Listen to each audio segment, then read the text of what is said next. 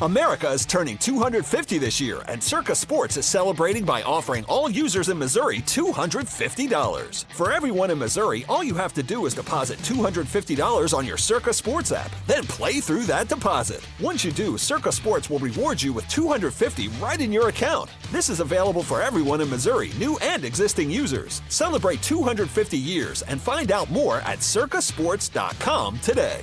Must be 21 or older and in Missouri. Gambling problem? Call 1-800-GAMBLER. Welcome to Extra Innings, presented by Great Bar. Great Bar, your distributor for electrical and datacom needs. And by Circa Sports. Circa Sports. Sports betting the way it should be. On the voice of the Cardinals, KMOX.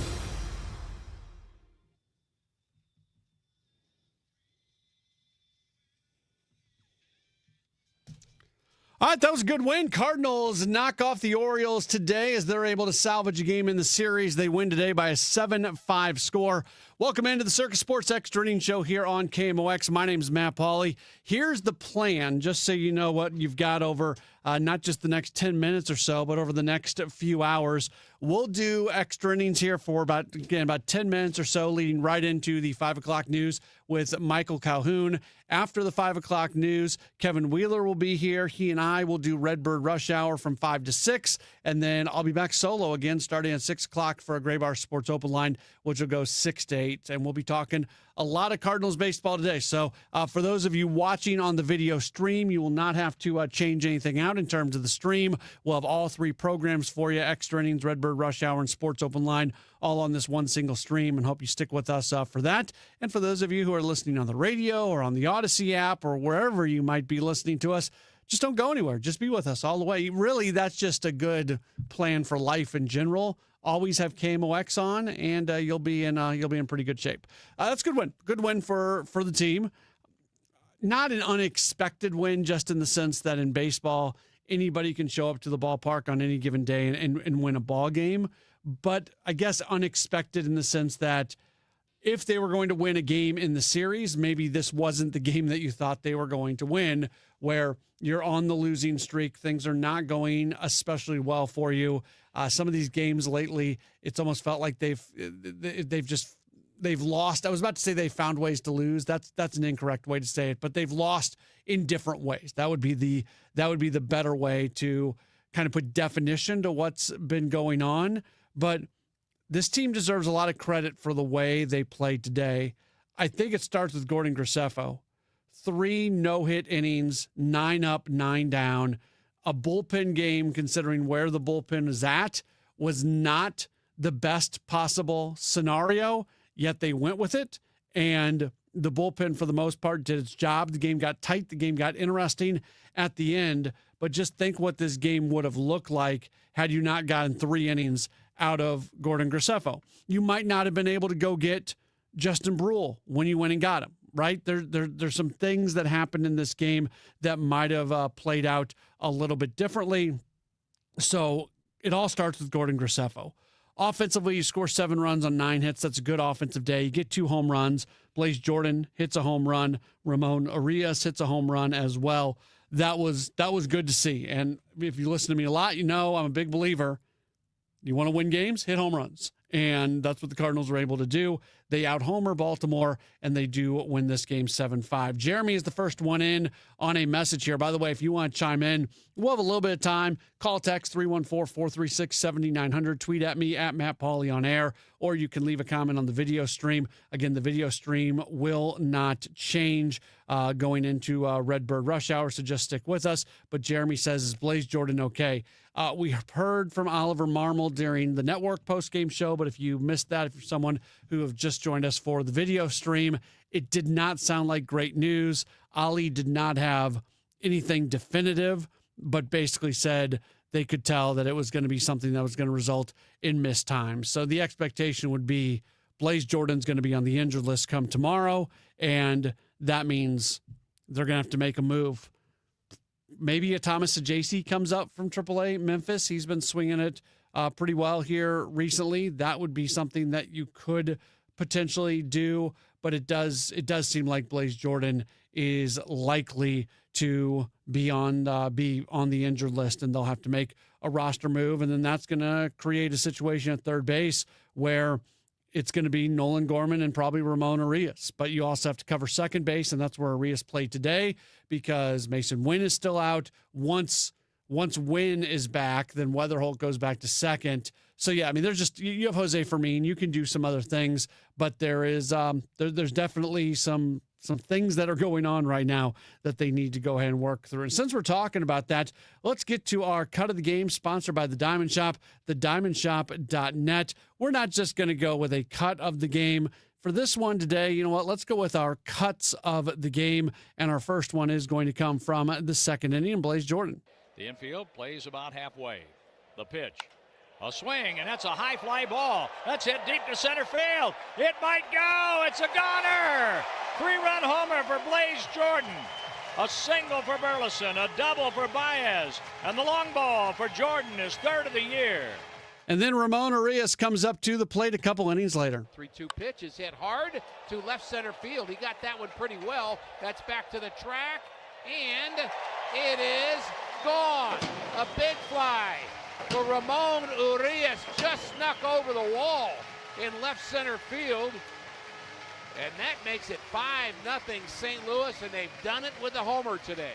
They did. Those are cuts of the game, sponsored by The Diamond Shop, thediamondshop.net. Who's on a Roll is sponsored by Circus Sports, sports betting the way it should be. I wonder how many times this year we've done Who's on a Roll, and we have featured Alec Burleson. Probably, I would guess he is the leader in the Who's on a Roll category. Jordan Walker might be second on that list.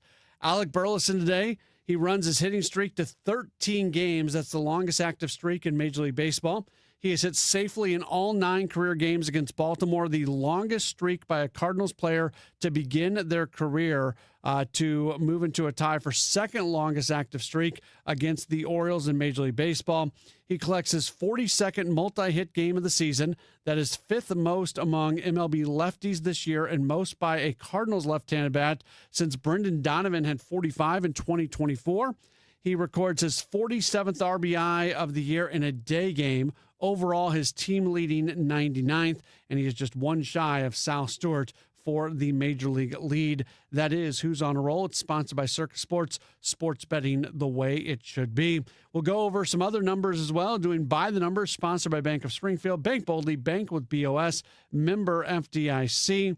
Blaze Jordan, first career home run at Busch Stadium and the 42nd home run hit by a Cardinals rookie this season. That ties the Blue Jays for second most in Major League Baseball behind the White Sox, who have 60. And it's also the second most in franchise history behind only the 2017 team that had 47 rookie home runs. Blaze Jordan ties his career high with 3 RBIs, has also hit safely in 15 of his 17 career interleague games. Again, he exited the game in the top of the 8th inning with an ankle issue. Sounds like he is going to miss some time. The Ramon Arias home run, his first since April 6th at Washington. His first career home run against his former team, Baltimore. Kansas City is now the only AL team he has never hit a home run against. Nathan Church gets an RBI in his 3rd straight game against Baltimore. That's the longest streak by a Cardinals player all time against the Orioles. Also extends his hitting streak to a career-high 7 games, passing his previous high of 6. He's recorded a hit in 9 consecutive games against AL East foes, going back to July 31st at Toronto. Joshua Baez, second inning double. That was his first career double and also first career extra base hit at Busch Stadium. Riley O'Brien gets his NL leading 34th save of the season. The Cardinals hit a home run in a season-high 10th straight game. That's their longest since 2022 and the longest active streak in the National League. They also win their 3rd straight series finale, and they're able to snap a season-high 5-game losing streak. They break a streak of 6 straight games with 6 or more runs allowed, the longest streak since a 6-game run back in September of 2006 against Houston and San Diego. That is By the Numbers. Always appreciate Cardinals PR for putting together those great numbers. By the Numbers, sponsored by Bank of Springfield. Bank boldly, bank with BOS, member FDIC. We only have another minute and a half or so before we'll get to 5 o'clock news, and then Kevin Wheeler and myself will have Redbird Rush Hour for you starting at 5 o'clock. But we'll grab a couple more comments before we do get out of here for the Extra Innings Show. We have our daily tip of the cap, and this comes from our guy Ball Game. Says the 67th tip of the cap goes to Gordon Graceffo for getting them off on the right foot, and the raise of the glass goes to Alec Burleson for putting the ball in play for his 99th RBI and what turns into the game-winning run. Yeah, look, I really think Gordon Graceffo is the guy who makes all of this happen today, and I realize you can't win games unless you score runs, and they had a really good run-scoring day, and they hit 2 home runs, but this is just one of those days where if you don't get just a little bit of length out of your initial out-getter and also some success all at the same time, this game might go in a very, very different direction. To get 3 no-hit innings, 9 up, 9 down for Gordon Graceffo, that's really, really good work. We'll probably talk about that a little bit more during the Redbird Rush Hour as Kevin Wheeler will be with me for that. Then Sports Open Line after that. 5 o'clock news up next. Don't go anywhere. This has been the Circa Sports Extra Innings Show here on KMOX. The Diamond Shop, making St. Louis sparkle for over 100 years, offers a wide selection of engagement and wedding rings, fine jewelry, and watches to suit your style and budget. Visit us at 12 North Central Avenue or schedule a virtual appointment at thediamondshop.net. When you own a business, there's no shortage of things you have to handle every day. Sometimes it can make you feel like a juggler in a 3-ring circus. At BOS, we're here to give you a hand. Whether it's reducing your exposure to check fraud, setting up direct deposit, or helping make credit card processing seamless, BOS is here for you, your employees, and your customers. Are you ready to stop juggling so many things? Then make the bold move and switch to BOS today. Visit bankwithbos.com. Member FDIC, equal housing lender, all loans subject to credit approval. Looking for something new? Lombardo Homes is excited to introduce 2 brand new opportunities in St. Charles County. Discover Crooked Creek at Cottleville Trails, featuring stylish new townhomes from the high 300s and access to incredible amenities that make Cottleville Trails one of the area's most sought-after communities. Or find the space you've been dreaming of at South Point Estates, where expansive 3+ acre home sites and top-rated Wentzville schools create the perfect setting for your custom dream home. Visit lombardohomes.com to learn more about these exciting new communities. Traffic from the michaelsflooringoutlet.com Traffic Center. Well, we have a crash reported South 270 right before 55. I'm not seeing any real delays of any consequence there right now. South 270 is slow south of Olive down to about Doherty Ferry, approaching Gravois, and then just a little busy past Tesson Ferry. But we'll keep tabs on it. Got a crash they were clearing in the center lanes. Westbound 44 at Kings Highway. Westbound 44 is jammed back to 55. Westbound 64 is jammed from Grand out to Clayton Skinkers. Slow to Big Bend. It's slow again. McKnight in pockets out to 270. And eastbound 64 east of Lindbergh, we have an incident. It's jammed at 270. I'm Roger Brand in the michaelsflooringoutlet.com Traffic Center. News, talk, cards. KMOX AM St. Louis. KMOX FM Hazelwood. Always live on the free Odyssey app. At 5 o'clock, we've got sunshine downtown at the Arch. It is 83 degrees. Missouri U.S. Senator is launching an investigation into those flock cameras. U.S. Senator Josh Hawley sent a letter to Flock CEO Garrett Langley on Wednesday asking him to produce documents showing what protections the company has in place for the personal data it collects. The letter makes reference to a statistic Flock boasted in June, saying the company's network included over 120,000 AI-powered cameras across 49 states. The letter says Flock's internal practices are the only safeguards for Americans' data and reads in part, quote, Congress never authorized the network your industry has built. Hawley requested a response by September 8th, which is less than 2 weeks away. Jade Aubrey, KMOX News. The second of 2 audits into the city public schools has also given the district a rating of poor. Unfortunately, the report we're sharing with you today does not paint a flattering picture. Auditor Scott Fitzpatrick says his report found communication issues from the top of SLPS and their board, a failure to adequately sell vacant buildings, allowing them to fall into disrepair, and a failure to recoup millions of funds from the Missouri Central Bus Company when they canceled their contract in March of 2024.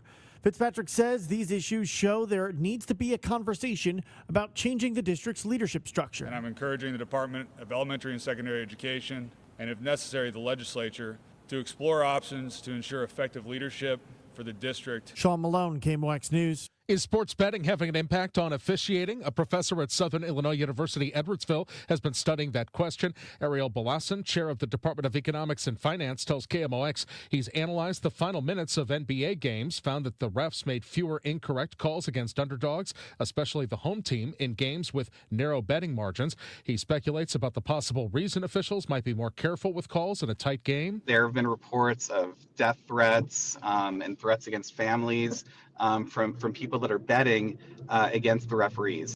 Turn your eyes to the sky tonight, says Dave Murray. Michael, our nice weather continues, but I've got a little astronomical information for you. The full moon is coming up Thursday night into early Friday morning, and with that, we have a partial eclipse of the moon. And it will be Thursday night into early Friday as far as the whole process taking place. The max is going to happen at 11:12 in the evening here in St. Louis, so that would be Thursday night, and it looks like about 96% coverage, and right now the weather is looking great. From ABC News. Amid the ongoing trade war with Canada, President Trump signed an executive order today. We're going to be changing the name of Lake Ontario, effective immediately, to Lake America. That's going to take place right now as I sign the order. The Trump administration has imposed 50% tariffs on a wide range of Canadian goods imported into the U.S. The business who imports the tariffs pays the tariff. President Trump formally signed a proclamation to temporarily lift some tariffs on imports of beef beginning September 1st. The goal to lower the price of beef in America. But ABC's Karen Travers says the move has angered Republicans, ranchers, and other supporters. Places that the president normally has significant, strong support and doesn't get public backlash. The president had said last week he was going to suspend tariffs on imported beef as a way to reduce costs for Americans. Of course, the price of beef is very high right now because the price of fuel and fertilizer is high, and that makes cattle feed very high. So farmers and ranchers have been struggling right now. There's also a really big demand for beef in this country. Missouri is moving to expand rest area parking to help trucks better stay out of the way of traffic. They had a ribbon cutting this morning in Concordia, Missouri to kick off the beginning of the expansion of the 4 rest areas along east and westbound 70, including the one in Wright City, to add additional truck parking spaces to eliminate trucks parking on and off ramps during the day and overnight hours. They're going to more than double the available spaces in these rest areas in addition to the 2,000 spaces already privately owned across the state along I-70. The project is scheduled to wrap up by 2028. Roger Brand, KMOX News. Six Flags. It's playtime. Six Flags St. Louis is now Mid-America Adventure. The logo change has taken place. The Six Flags sign at the park's main entrance has been taken down. 2027 season passes are now on sale. Park spokeswoman Elizabeth Gotway tells KMOX. We started Monday swapping stuff out to have it ready so that we could, present it to the press and on social media today. But it's been a lot. It's been kind of a marathon. And it's time for the Wall Street Wrap, sponsored by Stifel and Ophthalmology Associates with Stifel Director of Investments, Eric Roberts. So how do we finish up today? Well, stocks rallied today. The S&P 500 advanced 0.7%, closing at 7,730. The Dow gained 105 points, or 0.2%, closing at 53,569. The Nasdaq jumped 1.6%, closing at 26,541. Investors anticipating what the Fed chair is going to say. That's what we're looking forward to tomorrow. Today, we got to cheer strong earnings, particularly among tech companies. But now attention shifts to tomorrow's high-stakes speech from Federal Reserve Chairman Kevin Warsh at the central bank's annual Jackson Hole Symposium. Warsh is expected to speak on the recent increase in long-term Treasury yields as investors look for an understanding of his operating principles as Fed chair. That is Stifel, Director of Investments, Eric Robert. Thank you. That's the Wall Street Wrap on KMOX. It's another pretty evening around town. Clear skies will dominate with that big, bright moon in the sky, the partial eclipse of the moon, the peak happening a little bit after 11 o'clock with 96% coverage. Should be pretty. 64 for the low. Friday, sunny and 88. Friday night, partly cloudy, 66. Saturday, a nice start, sunny near 90 in the afternoon. Then Sunday, sunny, hot and humid, 98. From the Saliga Heating and Cooling Weather Center, I'm meteorologist Dave Murray on 104.1 FM. KMOX. And at the moment, downtown at the Arch, we've got sunshine. It's 83. The feels like is 85. I'm Michael Calhoun, KMOX News. Traffic from the MichaelsFlooringOutlet.com Traffic Center. Well, let's start working this crash involving a tractor trailer that T-boned a car westbound 44 between Vandeventer and Kings Highway. Now only the right lane is open. So again, westbound 44 is a solid jam at 55. If you're going home on westbound 64, you're bumper to bumper west of Grand out through Clayton Skinker, slow to Big Bend. It's slow again west of McKnight out through Clayton Worston. We had an incident eastbound there just before, just east of Lindbergh. Eastbound 64 is backed up coming off the 270 ramps. Westbound, of course, approaching Clarkson to Topgolf is slow, and it's backed up 364 to 70. Westbound Highway 70, you've got heavy traffic, Cypress out to the Rock Road, 94 to Zumbell, Lake St. Louis all the way out through 61. Eastbound 70 slows, east of Kings Highway all the way over to the Museo Veterans Bridge. South 170 delays south of Olive to 64. Westbound 370 is backed up from the Mills out to 141. Southbound 270, Olive down through Doherty Ferry. Then there's a little slowdown at Gravois and approaching 55. We had a minor crash reported there. Southbound 55, heavy between Butler Hill and Mattermack Bottom. Eastbound 64 on the Poplar over to the 70 split is heavy, and then it jams 157 most of the way to 159. Next update at 5:20 from the MichaelsFlooringOutlet.com Traffic Center. Brought to you by Eamon Gantner and Capriano, YourEstateMatters.com. Hi, Margaret with Eamon Gantner and Capriano. Before you packed your child off to college, did you get a power of attorney for them? Eamon Gantner and Capriano, YourEstateMatters.com. The choice of an attorney is an important decision and shouldn't be based solely on advertising. News, traffic, and the latest on the Redbirds. This is the Redbird Rush Hour on KMOX. Sponsored by Busey Bank. Building community with Busey Bank. Beyond the game. And by St. Luke's Hospital. St. Louis's #1 heart hospital.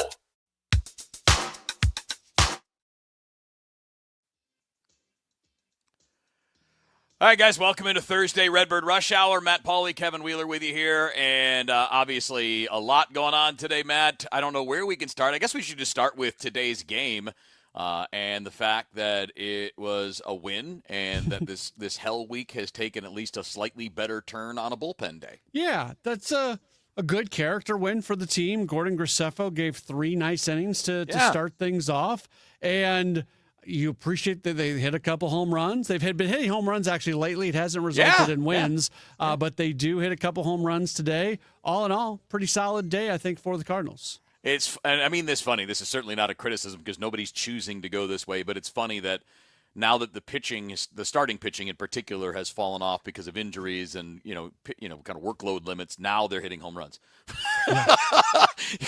Go back like 3 weeks when this pitching staff had been like nails. The rotation had been pretty good for about 2 months, and all the home runs disappeared. So I don't know. It's one of those weird seasons, like when one thing falls off, another thing picks up, but it's hard to get it all going at the same time. Yeah, it's been very few times where sometimes you just talk about like the complete ball game. A team just puts it all together, all aspects of it.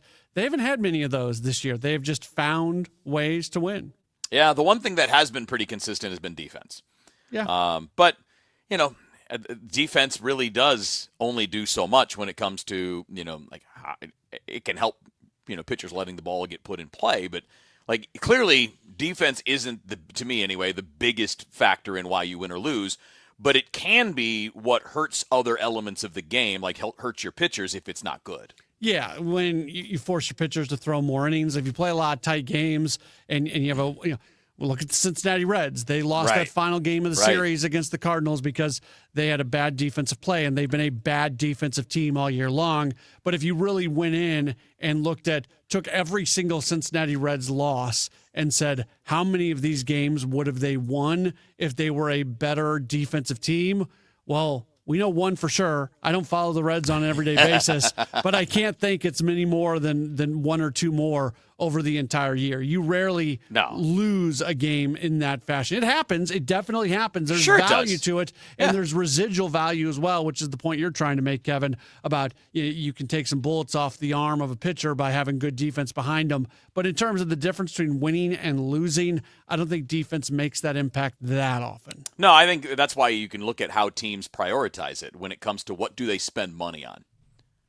Do teams spend money on defense? Generally, no. Not typically. There are examples, but Nobody who is a defense first player makes top dollar. No. Nobody. And that tells you how teams view it. Teams look at run production and pitching, high-end pitching in particular, strikeouts in particular, as the areas to spend on. I mean, I remember getting in arguments with people about Michael Ciani, Yeah. where I was basically saying, this guy, if he got let go by the Cardinals, there's no guarantee he's going to get picked up by somebody else. And people thought I was just the dumbest person in the world by saying that. And I remember being in an argument with somebody who was just really believed that Michael Ciani was going to be the next 10-year all-star center fielder for the St. Louis Cardinals. And you go look at his career since leaving St. Louis, and it's been multiple DFAs, very little major league time. It's just he is a superb defensive center fielder. He can't hit. He doesn't really get major league opportunities. Yeah, I mean, since the Cardinals moved on from him, he has one major league at bat. So I think that makes the point. Yeah. Hey, look, because again, it doesn't mean he's not a great defender. He is. But you got to be more than just that. And, of course, that's what kind of sets you up to be a powerhouse team. You got to have offense. Yes, you do need to have defense. But if you don't have high-end pitching or high-end offensive production, your defense doesn't matter. Agreed. Okay. So from today, biggest takeaway to me is that you might have a partial solution to what's going on with your rotation in Gordon Graceffo. And I say partial because you can't put him in a spot where you're going to be like, okay, Gordon, we need you to go get us 5 or 6 innings. I don't see why you wouldn't keep doing this, though, and maybe let him build up a little bit more as this month goes along, because he's a guy with kind of an in-between role in the bullpen, right? He's not a big setup guy. He's not a closer. He is definitely more of your innings guy. And I understand that creates another problem, but you don't have anybody else at this moment to fill that. And now that can change with Palante. Yeah. But I also think that Graceffo and Quinn Matthews might be a good tandem, whoever goes first. Because I'm not sure you can count on Quinn, and you certainly can't count on Leahy because they're going to limit him. So I think he's got a role, whether it's starting and pitching 3 innings or following one of those guys and going 2, 3, 4 innings. Yeah, I don't know. I don't disagree with the premise of what you said there, Kevin, but I also think Gordon Graceffo can be an important member of the bullpen, and I'd rather him get time in that role. If this is a year about players establishing themselves in roles that they're going to be in for the long haul, I'd rather Graceffo stay in that. And yeah, I mean, Jeremy even reminded us, and not reminded us, I think most people are well aware of the fact that, Graceffo was a starter in the minors. We know. But a lot of guys who are earmarked for the bullpen are starters in the minors. And then a lot of other guys, they come off of starting when it becomes apparent that they're going to be able to have a bigger impact or be able to stick around longer as a reliever. I really like Gordon Graceffo as a relief pitcher for this team. So all of a sudden for the final 5 weeks of the season, making him a starter, even if you're starting to build him up again, I think you kind of lose some momentum on what you want Graceffo to be long-term. I'll disagree. I don't think that what happens in the next 5 weeks changes anything for 2027. I'm just talking about survival. Okay. I'm talking about not rushing someone who isn't ready. I'm talking about getting enough out of what you have now to remain competitive without looking back at what we've seen these last 4 or 5 days. I don't think it's a perfect solution, and I certainly am not talking about making him a starter again long term. You have plenty of options for that. I mean, when you look ahead, if he's in your rotation moving forward, you've had a lot of things go wrong. Yeah. Because you have so many other candidates for 2027 and beyond. But I should also say, listen to what he said. We played the post-game audio from him during the post-game show. He talked about trying to approach this game the same way he would approach a relief outing. This was not a former starter looking to show he can start. He just he viewed this as a relief outing where he happened to be the first pitcher of the day. Absolutely, and that's basically what I'm talking about, is while you're short, this is a potential solution. If you have 5 starters, well, no, you're not going to keep doing that. No. I'm not trying to make him a starter. I don't think he can be a starter. And actually, I have serious doubts about whether he can be anything more than a last guy or two in the bullpen. And I know his ERA is fantastic, but he doesn't strike anybody out. He gives up a lot of hard contact. He doesn't get swing and miss. He doesn't get chase. And I think it's a little bit like the McGreevy thing, which we're starting to see level out now. I don't think there's anything wrong with McGreevy. I think we're seeing the law of averages pop up. He was probably overperforming over the first 4.5 months of the year, and the law of averages are catching up a little bit. And I think Graceffo's kind of in that same boat where, his expected ERA is over 5.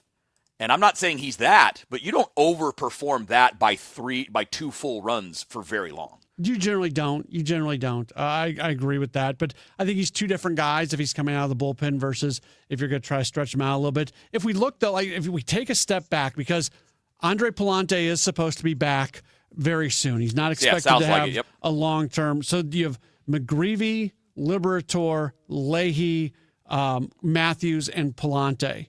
That's 5. Yeah. Do you want to do a bullpen game every 6th day as a way to give those guys more rest, or can you more utilize Gordon Graceffo more as the guy to back up Kyle Leahy? That's exactly right. Yeah. Where if Leahy's going to give you 4, you can get 2 to 3 from Graceffo, and those two guys are going to cover 6 to 7 innings on those nights. So just a straight piggyback in that type of situation. Yeah, exactly. Yeah, I'd say that's probably the way to look at it is.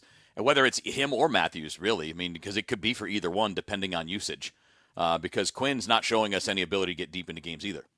It's not by choice that you're holding him back. He's just throwing 85, 90 pitches in 4 innings. The problem with that, though, and it's a little bit less of a problem with an extra guy on the roster when they expand. Right. In about, 4 days? Yeah, in September. Yeah. So you're going to have to hold Graceffo for that situation. So you're not going to be able to use him, say, in the 8th inning of a game that you're up by 5 runs because you're holding them for an extended, and then there's going to be time. So all of a sudden, Graceffo. I wouldn't want him in that scenario. I think that anyone should be able to be the 5-run lead guy in the 7th inning. Yeah, I would just throw it. You're right. Yeah, but you are you're playing a man down in the bullpen when you're holding Graceffo to be a piggyback is the point I'm trying to make. Yep, absolutely. All right, we got a lot to do, man. We'll try to get through the rest of what we saw today, what it means moving forward. Pirates are next.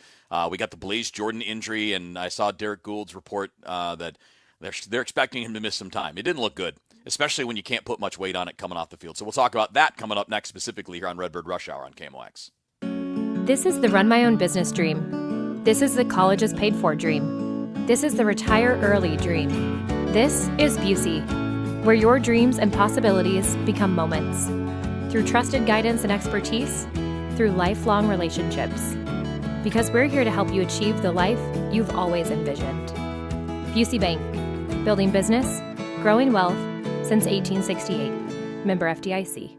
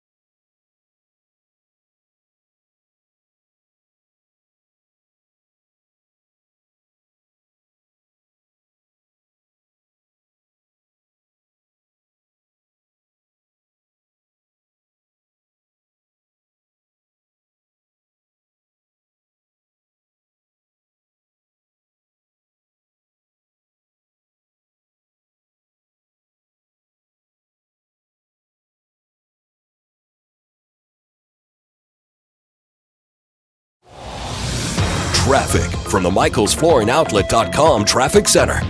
Well, better news for 44 drivers on westbound on Kings Highway if you're headed out of town right now. This traffic reports a service of S&L Coins. They cleared the crash westbound 44 at Kings Highway, or really between Vanderbilt and Kings Highway. Right now, the jam is from 55 to about Grand, then it's opening up pretty quickly. Westbound 64, you've got heavy traffic from Grand, and it goes all the way out through to about Big Bend. It's a little slow, Spady Ballas. 141 now to Topgolf, and from 364 through Lake St. Louis Boulevard out to Highway 70. Westbound 70 slow at the city limits. There's slow stuff.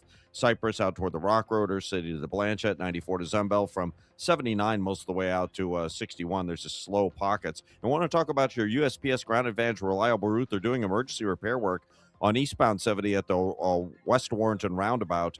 West Warrenton Boulevard there before you get to 47. They have the right lane closed, and it is a solid jam back to Truxton. You may want to get off at Truxton, your reliable route, to take the service road into Warrenton instead of the interstate, because it's pretty much at a standstill out there right now. Southbound 270, you've got delays from Olive down to Doherty Ferry. After that, it's not so bad. South 170, Olive down to 64 is heavy. Westbound 370, backs up west of the Mills out to Earth City, and eastbound 64 on the Illinois side is still on the brakes east of 157 to 159. I'm Roger Brand in the MichaelsFlooringOutlet.com Traffic Center. SNL Coin. We buy gold and silver coins, silver and gold jewelry. Also buying gold-filled and silver plates. Before you sell, call SNL. 314-544-3600. 314-544-3600. SNL Coin. Save big money in your next project now at Menards. From smoke and carbon monoxide alarms to fire extinguishers and more, Kidde Home Safety products will help keep your family safe in case of emergencies. Get peace of mind today with a new Kidde smoke alarm featuring over 25% faster detection. Plus, don't forget to check out our weekly flyer on Menards.com for all the great deals happening this week. Save big money at Menards. Men, if you're suffering from erectile dysfunction or PE, you're not alone. Most importantly, you don't have to live with it. Paramount Men's Medical Center restores men's sex lives in just one visit. Their painless breakthrough treatments eliminate ED and PE, even when Viagra and Cialis don't work. Here's Dr. Simovitz, specialist in men's health. Paramount Men's Medical Center's painless breakthrough treatments eliminate ED and PE, regardless of age or medical history. 98% of patients see instant results right in the office. Men are now lasting longer than they ever imagined. And the best part, at Paramount Men's Medical Center, your consultation and first treatment are free. Qualified patients even get their testosterone checked free. Call 314-720-8444. 314-720-8444. Take control of your sex life. Call now. 314-720-8444. Now, back to the Redbird Rush Hour on KMOX. Sponsored by Busey Bank. Building community with Busey Bank. Beyond the game. All right, Redbird Rush Hour here on KMOX. Matt Pauley, Kevin Wheeler with you here. Matt, let's talk a bit about Blaze Jordan. He had to play late in the game. I don't know what Gunnar Henderson was doing, running to third base with his team trailing on a ball hit right back to the pitcher. You got to make sure that clears the pitcher. Horrible base running. And a horrible, how do you even put this? Horrible attempt by Jose Soriano to throw. His feet were like his shoelaces were tied together, and he threw the ball 6 feet behind Blaze Jordan, which is why Jordan got hurt, because he was reaching back for that ball and trying to get to the bag at the same time and rolled his ankle. Stuff like that happens. It's not Soriano's fault. It's random, but it was a poor play by the base runner and a really poor defensive play by the pitcher. And actually a really good play by Blaze Jordan to recover, make the play, and get the guy out.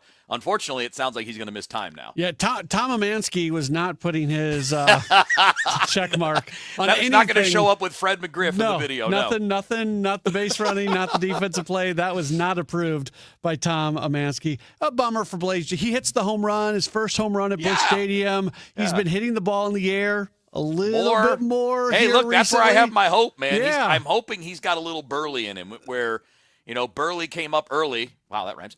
And swung at too many pitches, didn't hit enough balls in the air, and he's gradually worked on it, and now he's a dude. Yeah, so I hope we see him again.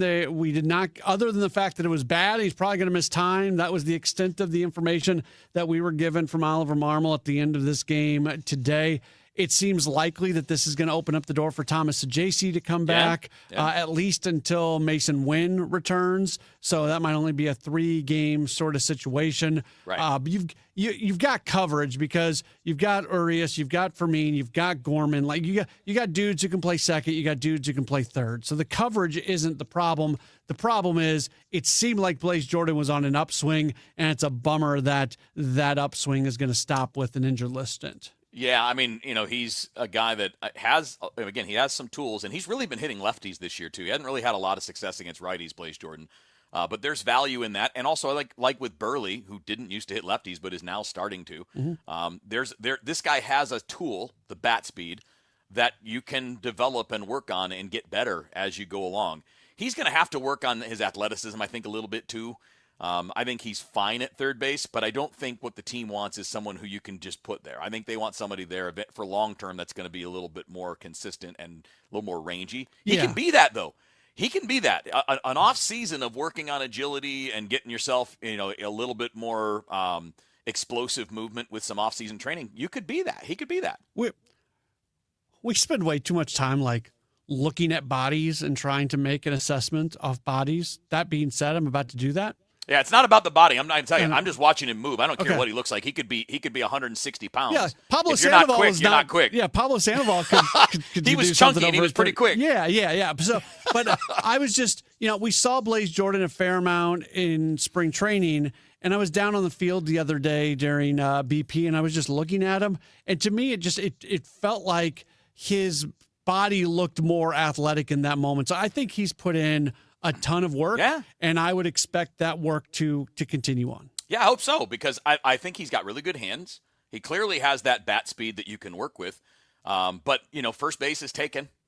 DH is going to be a tough place to crack, as long as Herrera's here and with all the other bats that are coming along. You're going to have to be awfully good if you're going to take the full-time DH job. So that means third base is the spot, which means you're going to need to be a little more agile, I think, laterally. I think he's okay coming towards the ball. Me too, absolutely. I think he's okay moving forward. He's not so great going back, but a lot of third basemen aren't. But it's more the side-to-side, the lateral quickness. And, again, it can be worked on. He's a young player. I've always thought he was an intriguing player. You do need to see more of what we've seen lately, Matt, which is, ball in the air. Ball in the air. But he's working on it. So, what are you going to do? When a guy's working on it, you got to let him have the time to figure that stuff out. And hopefully, through next spring, as we get into the regular season, he'll be able to do that. All right, we got more to do. Got more on the Cardinals. I might want to go on a little rant, Matt, about the big news today from Major League Baseball with the owners proposing their little window, because I think it's the stupidest idea in the world. And I'm going to tease it with this. We'll do it maybe in the last segment. I'm tired of the owners as a whole and Rob Manfred gaslighting us. I'm tired of them telling us that these changes are for us. They're not. That type of change is to suppress salaries. That's what it is. We'll talk more about that later on, but we got more Cardinals coming up next on Redbird Rush Hour. I'm not one to say I told you so, but I switched to Pure Talk over a year ago, and ever since, I've been telling people there's no better wireless company out there. Well, a few months ago, a massive survey was conducted. 123,000 people were asked to rate their wireless carrier in 4 categories: coverage, support, data, and overall value. Well, the results are in. Guess which wireless company was the only wireless company to get 5 stars in every category? Yeah, Pure Talk. 5 stars, every category. To celebrate, Pure Talk is offering the first 3 months of any plan for just $15 a month, including their top-tier unlimited plan. No contract, no commitment, just a very inexpensive way to test drive the only American wireless company with 5 stars in every category. Just dial pound 250, say micro, and Pure Talk's U.S. customer service will take it from there. Again, pound 250 micro. And yes, I told you so. When my wife and I got married after both graduating law school, we didn't have 2 nickels to rub together. Ultima had to give me her gas card just to drive home. We never could have imagined that one day we would have the largest injury firm in the world and $25 billion in money collected and counting. As good Catholics, we had 4 children fast. They all work in the firm today. Our family protecting yours. I'm John Morgan of Morgan & Morgan. But our greatest gift was years away, grandchildren. Today we have 6 and counting. It's the greatest joy that we have ever experienced. I think about them all day long. Our family promises to protect your family should you need us. Call us. It's easy. Visit forthepeople.com and make sure you hug your grandchildren. God's final gift to us. Morgan & Morgan, for the people. Injured? Dial pound law or visit forthepeople.com for an office near you. At 5:30, we've got sunshine downtown at the Arch. It is 83 degrees. This update is sponsored by Michael's Flooring Outlet, the flooring experts, michaelsflooringoutlet.com. President Trump has signed off on renaming Lake Ontario in the U.S. In the Oval Office, the president signed an executive order updating the name to Lake America for the U.S. Geographic Naming Service. That ups his fight with Canada, whom he calls the worst to deal with on trade. They feel entitled, and just we can't have that. The renaming is reminiscent of the president last year ordering a switch from the Gulf of Mexico to the Gulf of America. Now all we need is an ocean, So maybe we'll have to change the name of the Atlantic and/or the Pacific. Maybe we'll change them both. Sagar Meghani at the White House. U.S. Senator Eric Schmidt joined by advocates for those with disabilities seeking to promote ABLE accounts. The account is a tax advantage savings account for people with disabilities, allowing them to save money while not losing access to Medicaid or supplemental security income.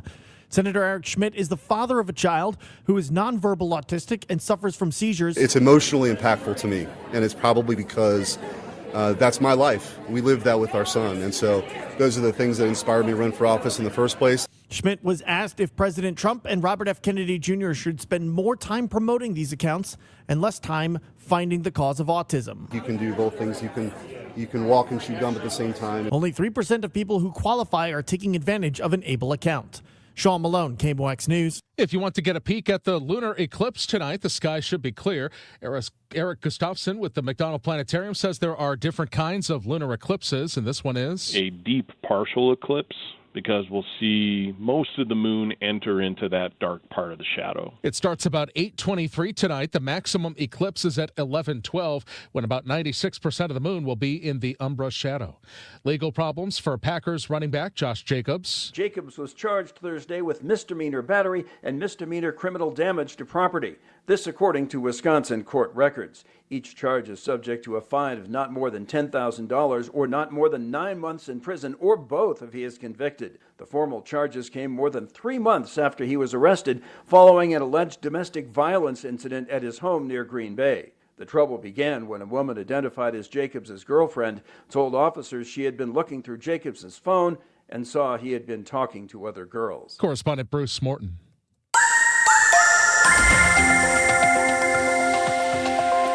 From the Saliga Heating and Cooling Weather Desk for tonight, clear skies should be nice. Low 64 degrees. For tomorrow, partly sunny and 88. 72 for Friday night. Bump up the humidity for Saturday with a high temperature of 90. Then for Sunday, hot, humid, high 98. Right now, we've got sunshine. It's 83 downtown at the Arch. Feels like 85. I'm Michael Calhoun, KMOX News. It's time for Building Community with Busey Bank Beyond the Game. This week, we feature someone who has not let being blind stop them from working in sports and has also helped others achieve their dreams. Bryce Weiler has done a lot in his life. He's done it all without the ability to see. I was born 4 months premature, and when I was in the hospital due to either too much oxygen or other challenges, it caused the retinas in my eyes to detach, which caused me to be blind. His experience working in sports really started with an opportunity at the University of Evansville. I was able to sit on the men's basketball bench at the University of Evansville, where Coach Marty Simmons gave me the opportunity to experience college basketball and sit on his basketball bench. Sitting on the Evansville bench was important to me because I was able to be surrounded by people who believed in me and who wanted to help me to be successful in life. That helped lead him to broadcasting games. Commentating games at Evansville helped me to realize the importance of sharing the stories of players and coaches. I would go out and shoot free throws on the court before the game to determine how the ball bounced off the rim, and then in the game broadcast, through listening to the broadcaster but also listening to the action on the court, I could tell if the ball was going to get the bounce over the front of the rim or come back hard off the back of the rim. He has spent much of his life trying to help others, and that includes previous work with the Baltimore Orioles. With the Orioles, I ran a comprehensive program ensuring their social media was accessible, hiring for all groups, ensuring that the Orioles home stadium was as accessible as it could be, and going beyond the accessibility gaps to ensure that the stadium was accessible, and then also their spring training stadium in Sarasota. Also, when the Orioles became the first team in sports to wear the special jersey in 2018 for people who are blind, that was a day I helped set up when Baltimore wore Braille patches. With the fulfillment that he's experienced, he decided to help others by co-founding the Beautiful Lives Project, where they are powering possible. I wanted to help others to be able to live their dreams and to find people who wanted to help them them to achieve their goals in life. Just because someone has a disability or a challenge does not mean that he or she cannot be successful in life. They just need to find someone who believes in them and who wants to help them to overcome the obstacles that are sometimes placed in someone's way. You can learn more at beautifullives.org. Building community with Busey Bank, beyond the game.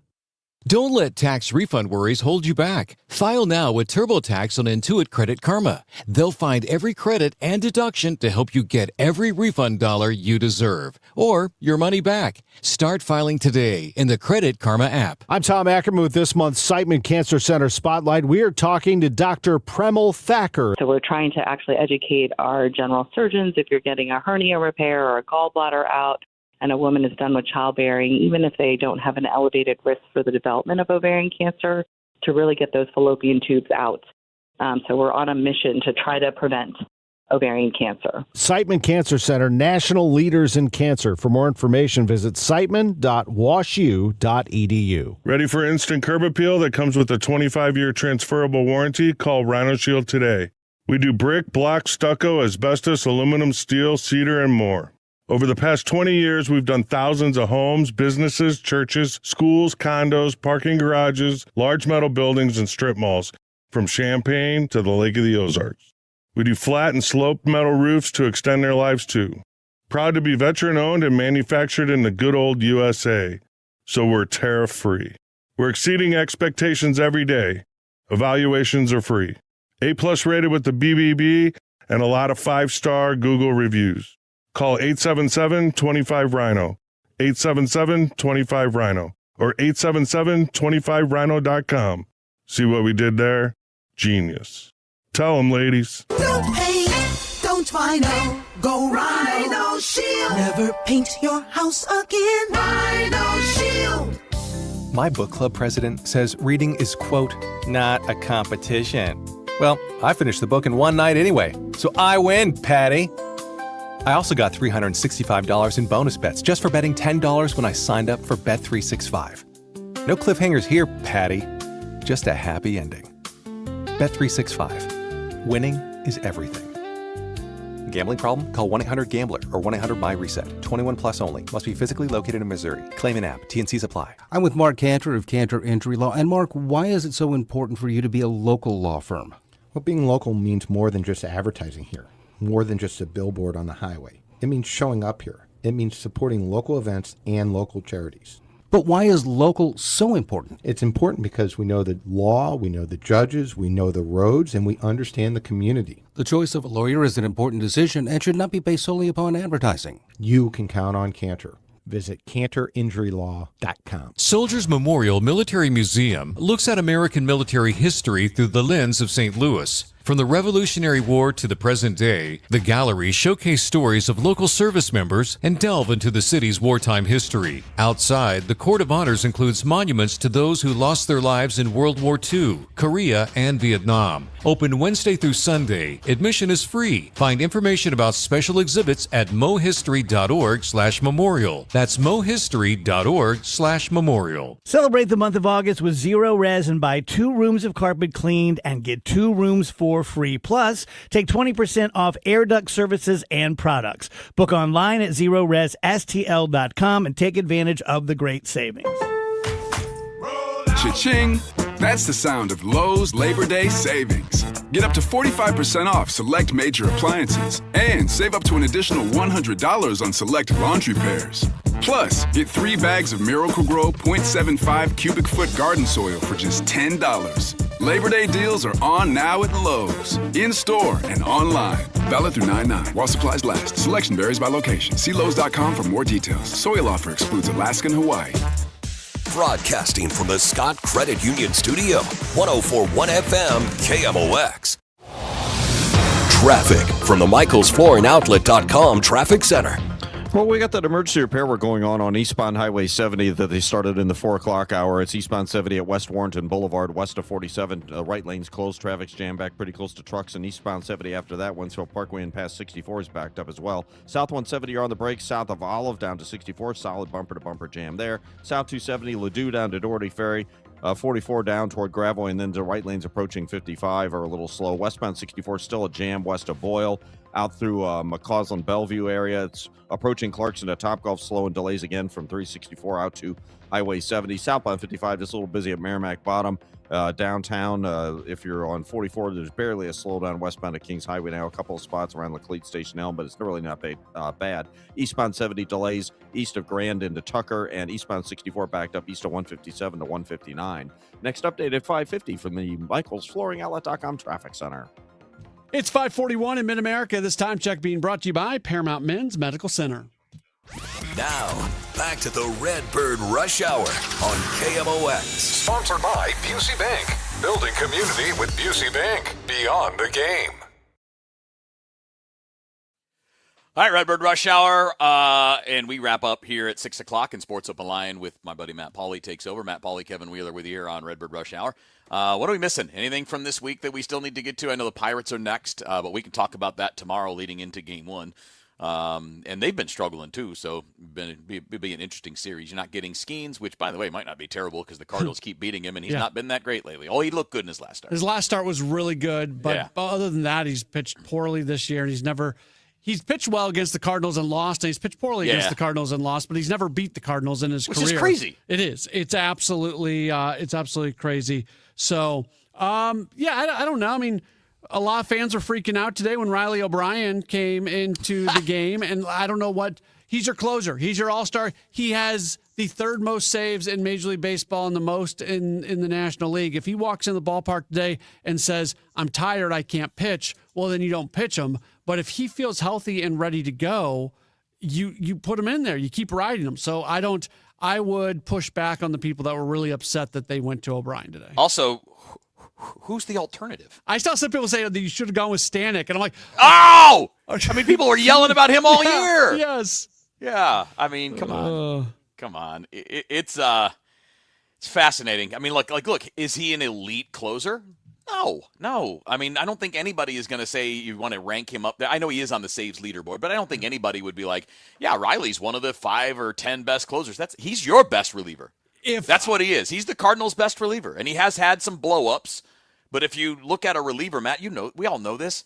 All it takes is 4 or 5 blow-up outings, and your ERA is screwed for the whole year. Yeah, like he's back above 4 for his ERA, and that's a real ERA. I think it's back under after today. Is it? Okay. Did he get back? But barely. It's 3.95. Yeah. Okay. So it was 4. It was above 4 coming into today. I would say this: if you had more, if Riley O'Brien's best was consistently his best, he is an elite closer in Major League Baseball. But there is too much variance on which version of Riley O'Brien you're going to get.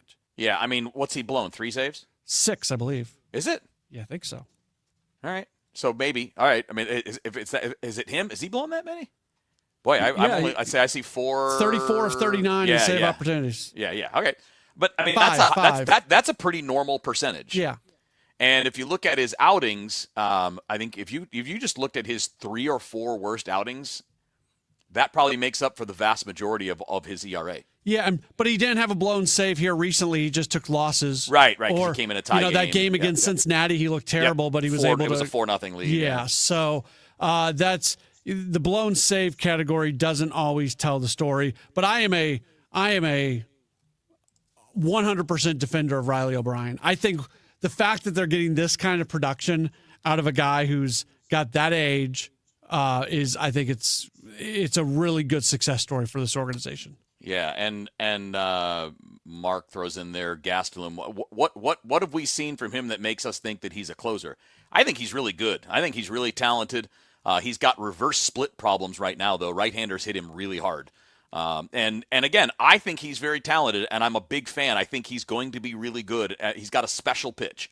And if his fastball gets a little bit better and that sweeper's just a factor, that changeup is all by itself is an out pitch. Why are we trying to make a dude that's been here for 15 minutes the closer? I mean, that's the thing. And like, what about his performance has been that much better than Riley's? I mean, he does have a few more strikeouts. He does miss more bats, but he also gives up more hard contact at this point. And it's going to change. I like the guy, but let's slow down. And that 27th out is different. He's been here for like 6 weeks, man. That 27th out is different than any other out.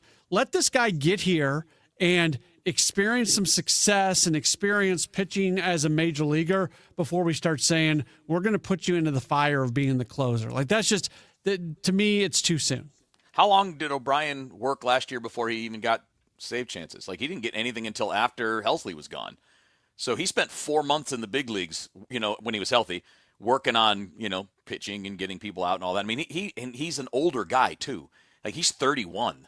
It's not like Gastelum has been around that long. He's 24. Again, I'm a fan of the guy. I'm not saying he won't be your closer. Maybe he'll be your closer at some point next year or the year after. I'm not writing that off. I'm not saying he's never a closer. I'm saying now's not the time. Riley O'Brien's first save opportunity last year was on August 4th, and his first save was 2 days later on August 6th. So he pitched April, May, June, July. There were some injuries in there. He wasn't in there the whole time. Yeah, he missed some time in there, yeah. But it was not until then that – and it was by just – there was nobody. Him and Swanson shared it a little bit. Right. But yeah. But they liked Swanson more earlier because he could go multiple innings. Which he has not done. No. We need to get him back on the rails, man. Like, that guy's got really good stuff. They got to get him back on the rails for 2027. That's just a short aside for now. It's not a topic we need to delve deep into now. But getting him back to being even a solid reliever would be huge because his stuff is so good. Yeah, and sometimes I think there's a point, and we'll probably see him in the big leagues again this year, but you do cross a line with guys like that where it's, okay, this year's a wash, and now next year you see what you got with him. I just don't – I think you agree with me on this. I just don't think 2025 was a fluke. I don't either. I think the stuff was good. Now, he has had real problems this year, and there are some tangible reasons for it. One of them being his arm angle changed significantly. And I think that changed the characteristics of his pitches. I think it changed his ability to command his pitches. And he's got to get back to where he was mechanically. I do think, and I haven't really been able to lock in on this, and there's people who are better at locking into this stuff than me. I do think the Cardinals would tell you that he was good last year, but he was also one of the luckier pitchers coming out of the bullpen, where this year, whatever bonus you're going to get from luck, he just hasn't had.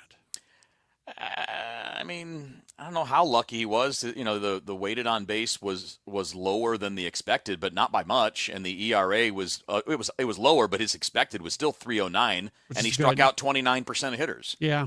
So I mean, like, don't get me wrong, there is some good luck. He's not a 1.94 ERA, right? He's more of a 3. Yeah. And I think that this year the luck has been against him, but not that much. Because his expected ERA is not that far off his real one. And pitch shape is definitely different this year. And it's because his arm angle dropped. Yeah, his slot dropped. And he has to live and die with that sinker. And I like it when he throws the sinker high in the zone. That's actually one of my favorite things that he does. But it hasn't worked. No. And by the way, side note, and we'll close this segment on this. That was what was wrong with Skeens. His mechanics were out of whack, and it was causing him to be on the side of the ball, less on top. He's not an on-the-top guy. He's definitely more of a three-quarters guy. But his mechanics got too side-to-side. It changed how his pitches acted, and people hit him. So when you get it right, that can be a fix for a guy like Swanson, too. It's just going to probably take an off-season to do it. That's just kind of where we are right now. All right, one more segment to go. I think we might do a little ranting, or at least I will, and I want to see if Matt wants to rant with me on the latest news about baseball proposing a free agent window that would close after 2 or 3 weeks in the offseason. I think it's this stupid idea, and I don't understand why anybody likes it, but we'll kind of delve into that next on KMOX. Lose weight or stop smoking with Hypnosis guaranteed or your money back only $59.99. Hypnosis Thursday, September 17th, Radisson Hotel, Fairview Heights. Weight loss 5:30 p.m. Stop smoking Hypnosis 8 p.m. Or Saturday, September 19th, Holiday Inn Creve Coeur. Weight loss 11 a.m. Stop smoking Hypnosis 2 p.m. Register at markpatrickseminars.com. Renewal by Andersen is the #1 window and door brand for customer service. Schedule your free inspection today. Call 877-WINDOWS. That's 877-WINDOWS. Or head to rbastl.com. When it comes to your health, exceptional care matters. At St. Luke's, nationally recognized physicians, advanced technology, and compassionate care come together to provide an exceptional healthcare experience close to home. St. Luke's is nationally recognized for excellence across multiple specialties, including being named #3 in the nation for cardiovascular care. Because when you need expert care, you shouldn't have to travel far to find it. St. Luke's, exceptional care, nationally recognized, right here at home. Learn more at stlukes-stl.com. Traffic from the MichaelsFlooringOutlet.com Traffic Center. Well, we still got a jam out west on eastbound Highway 70 coming in from east of Truxton into West Warrenton Boulevard due to emergency repair work that's in the right lane at that point. Westbound 70, Forestel, just west of Forestel, midway out to Wright City. You've got some delays also. Westbound 64 is still backed up Kings Highway out through Clayton Skinkers, slow all the way to Big Bend. A little slow at Topgolf, still backed up a solid jam. Lake St. Louis Boulevard out to Highway 70. South 270 slow. 64 through Manchester, 44 most of the way down to Gravois. South 170 bogs down. Delmar down to 64. And on the Illinois side, eastbound 64 is backed up east of 157 to 159. Westbound 5570, you're jammed approaching 111 to a point just west of there. We had a crash there. And eastbound 70 downtown is slow between the McKinley and Musel Veterans Bridges. Next update at 5:59 for the MichaelsFlooringOutlet.com Traffic Center. Now, back to the Redbird Rush Hour on KMOX. Sponsored by Busey Bank. Building community with Busey Bank. Beyond the game.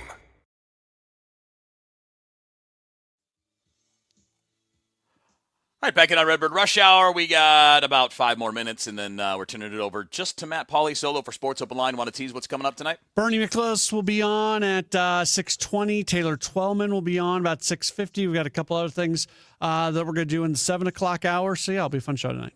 All right, so I want to hit this. Obviously, I'm going to do this as quickly as I can. I'm definitely not going to go long on this. If you want to see the longer version of my thoughts on this, find me on Twitter at KevinWheeler94. But the news broke today that Major League Baseball is proposing to the union that there would be a free agent window where free agents would only be allowed to sign during a 2 or 3 week period in December, and then only from the first week in February until the start of spring training, or I guess through spring training at that point. So basically, they're going to try to force everybody to sign in that little 2 to 3 week window. And I see people like, oh, great, that would create excitement because it would be I'm going to tell you something. This is a stupid idea. Yep. This doesn't make things better for fans. Okay, first of all, the NFL and NBA do not shut down their free agency after 2 or 3 weeks.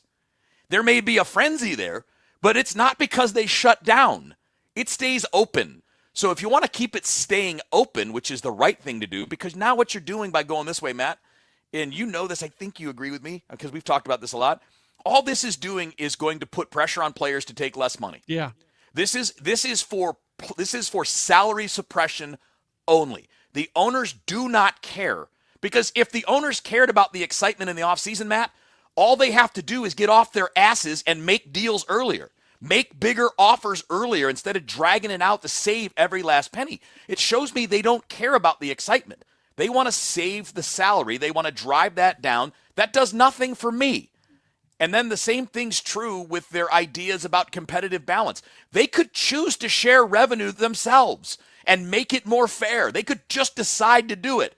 They're trying to gaslight us into thinking they care about what the fans want when all they care about are franchise values and suppressing salaries. Yeah. So first off, nobody should compare what happens in free agency to NFL, NBA, NHL, because those are cap sports. So you are limited with how much money you're going to spend. If you don't spend it, you're just out. So that's what creates an urgency in free agency in those other sports. You're capped out. So you have to go spend your money early, or it's just going to be sitting there. I'm okay with the idea of changing the free agent window. I've talked about the fact that, just to make more things happen at the winter meetings, wait to open up free agency, do like a week-long legal tampering period leading up to the winter meetings, and then open up free agency. Maybe even change the dates of the winter meetings. Maybe you move it up. I'm fine with that, but I'm not fine with closing it. If you want to get a little bit crazy and wacky and have some sort of incentive to sign players earlier, whether it's you limit number of years, I don't know. Hey, maybe you get to save a certain percentage on your luxury tax hit if it's done by then. Yeah. Like something like that. I am open to being a little bit creative in how to create urgency in signing in the wintertime, but to close down free agency and not open it up basically until you're a week out from pitchers and catchers reporting, that's insane. It shouldn't happen. I know that the proposals are just bargaining, right? I know it. But Major League Baseball has been doing a big push with commercials during broadcasts. Yeah, on I don't their like own that at streaming all. Services. No, it's it's propaganda, Yeah. and they're gaslighting. Because if they want the offseason to be more exciting, the owners could just do it. They don't need to collectively bargain it. They could just make more aggressive offers. There should be an agreement between players, because the player side doesn't have that advantage of being able to just throw commercials on the MLB app. Right. That's a one-sided tactic that I don't like. Negotiations are going to be something where you're trying to go hard, but you should never be able to use something that the other side can't use, if that makes sense. You don't want to negotiate with the other side with one hand behind their back. So I feel icky and dirty every single time I see one of those commercials. Yeah, just stop lying to us. If your goals are to raise franchise values and suppress salaries, just say it. See, they can't, though, because then they're the bad guys. And I understand business is business, but if you want it to be business, then be upfront about it. That's all I got to say. Buddy, have a great show. Thanks. Sports Open Lines coming up next here on KMOX. We often hear the words retirement and annuity used in the same sentence, but it's important to know that not all annuities are the same. If you're not sure, it may be time for an annuity x-ray. Steve All and the team at the All Financial Group can review your annuity. Call Steve at 636-230-8824 and at yourmoneymattersstl.com. Investment advisory products and services made available through Impact Partnership Wealth, LLC, IPW, a registered investment advisor. By contacting us, you may be provided with information about insurance products, including annuities. Licensed in Missouri and Illinois. I'm Tom Ackerman with this month's Siteman Cancer Center Spotlight. We are talking to Dr. Premel Thacker. How to cope with such a diagnosis that can be very supportive for you through your journey of cancer. And additionally, we have social workers as well. So we're very fortunate at Siteman Cancer Center to have such a in-depth team to take care of you as you embark on this, hard time in your life. Siteman Cancer Center, national leaders in cancer. For more information, visit siteman.washu.edu. Are you an adult with uncontrolled moderate to severe Crohn's disease symptoms and still packing a backup bag of clothes? Just in case? Skyrizi Risankizumab Riza can help you take control of your Crohn's. Feel significant symptom relief, including less abdominal pain and fewer bowel movements at 4 weeks. Plus, Skyrizi is proven to help people achieve remission and visibly improve damage of the intestinal lining. Individual results may vary. Skyrizi is a prescription injection medicine. Don't use if allergic to Skyrizi. Serious allergic reactions, increased infections, or lower ability to fight them may occur. Before treatment, get checked for infections and tuberculosis. Tell your doctor about any flu-like symptoms or vaccines. Liver problems leading to hospitalization may occur when treated for Crohn's. Ready to take control of your Crohn's? Ask your doctor about Skyrizi, the #1 prescribed biologic in Crohn's disease. Control is everything to me. Learn more at skyrizi.com or call 1-866-SKY-RIZZI. Where did you get that shine? Give your pockets a break at the Gloss Vault Car Wash. Under new ownership, and it's a newly equipped facility. For a limited time, on Tuesdays, silver washes are just $10. On Wednesdays is Wild Wild Wednesdays. All premium washes half price, and the bronze wash just $5. The Gloss Vault Car Wash, 3142 South Brentwood Boulevard. For a priceless shine at an affordable price. And a wash so fine, they'll ask, Where did you get that shine? The Gloss Vault. The 3-2 pitch with the runner going a swing. Ready to elevate your game? Join the MBA Sportscasters Forum on Tuesday, September 15th in St. Louis. Learn from Cardinals beat reporters, broadcasters, and Hall of Famer John Rooney as they break down play-by-play, reporting, interviewing, and covering the game. Then cap off the day with the Cardinals versus Giants at Busch Stadium. Step into the booth, sharpen your skills. Go to KMOX.com/events for details and registration. Traffic from the MichaelsFlooringOutlet.com Traffic Center. Well, we still got a jam out west on eastbound Highway 70 from east of Truxton into West Warrenton Boulevard, the Warrenton roundabout there. The right lane's closed for emergency repair work. Westbound Highway 70 is backed up Forestville most of the way out to Wright City in that construction area as well. Westbound 64 is on the brakes. Kings Highway through Hampton. It remains slow in a couple of spots out to about Big Bend, and it's still bumper to bumper from Lake St. Louis Boulevard on out to Highway 70. Southbound 270 slow approaching 44 most of the way down to Gravois. We had a minor incident. They cleared to the shoulder there. On the Illinois side, we had a crash. Westbound 64 just west of 111. Traffic's jammed midway back to Black Lane, and eastbound 5570 is heavy east of 203 into the area, and eastbound 64 backs up east of 157 to 159. For the Michaels Flooring Outlet.com Traffic Center. Celebrating 100 years of informing and entertaining. KMOX AM St. Louis, KMOX FM Hazelwood, the voice of St. Louis. I'm Michelle Franzen. Rescues continue across Nepal and Tibet following catastrophic mudslides and flooding throughout a popular tourist valley. More than 380 have died. ABC's Britt Clinton is in Kathmandu. More than 900 people are still unaccounted for here in Nepal, and China's state broadcaster says at least 558 are missing on the Tibetan side. So what we could be looking for is well over 1,000 people combined. Day 2 of jury deliberations resume tomorrow in the Lindsay Clancy trial. The mother is charged with killing her 3 children. Defense attorneys say Clancy suffered from postpartum psychosis. The president signed an executive order calling for Lake Ontario to change to Lake America, marking another hurdle in the brewing trade war with Canada. Tonight, President Trump is in Houston to campaign for GOP Senate candidate Ken Paxton ahead of the midterms. Severe storms targeting the Mid-Atlantic and Northeast tonight, packed with heavy winds and the threat of floods. This is ABC News. A spokesperson for the UK's Prince Harry and Meghan, the Duchess of Sussex, have declined to comment, but multiple outlets are reporting that the duo landed in Harry's home country yesterday. The family also plans to stay for an extended period of time with the kids in school. ABC's James Longman has more. There are no official duties planned for the couple, and there's a perhaps telling silence from Harry's brother William. No comment at all on the return.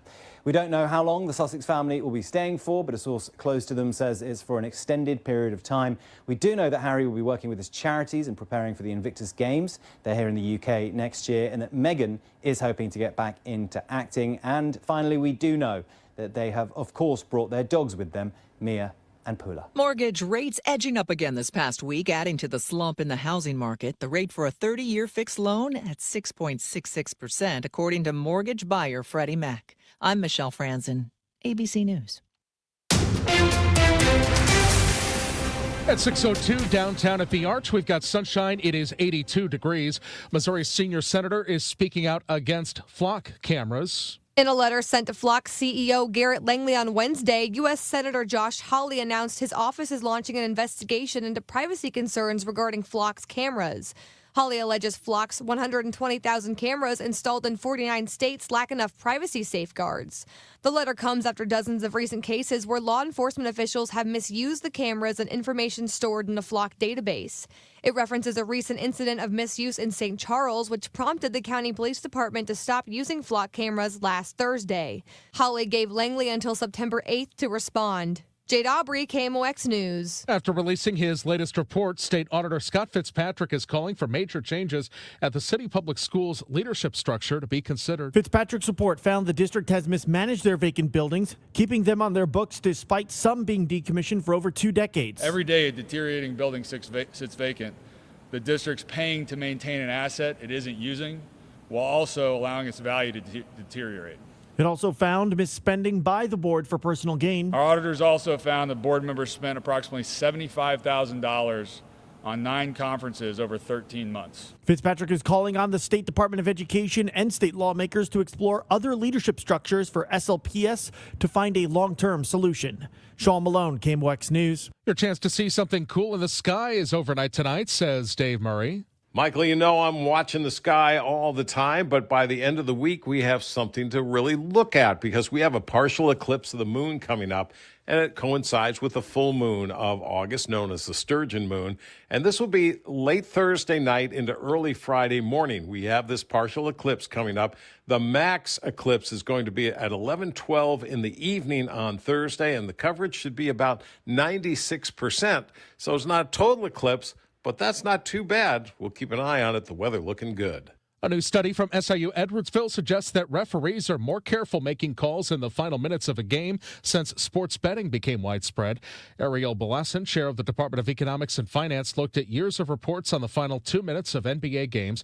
He found fewer incorrect calls against underdogs in games with narrow betting margins. Belassen says the finding could have future implications for team TV revenue. If fans start saying, well, hey, the games aren't called fairly, I don't really care about the outcomes. I'm not going to watch. Suddenly, fewer eyeballs means that TV revenue is going to start drying up. Lawson says there's no evidence officials are being manipulated. Instead, he says it may come from awareness of threats made against game officials by bettors. A new study says cell phone use may be involved in more auto crashes than originally believed. Auto Beat reporter Jeff Gilbert. The Insurance Institute for Highway Safety comparing connectivity data with police reports and found cell phone use prior to crashes is undercounted by a factor of 7.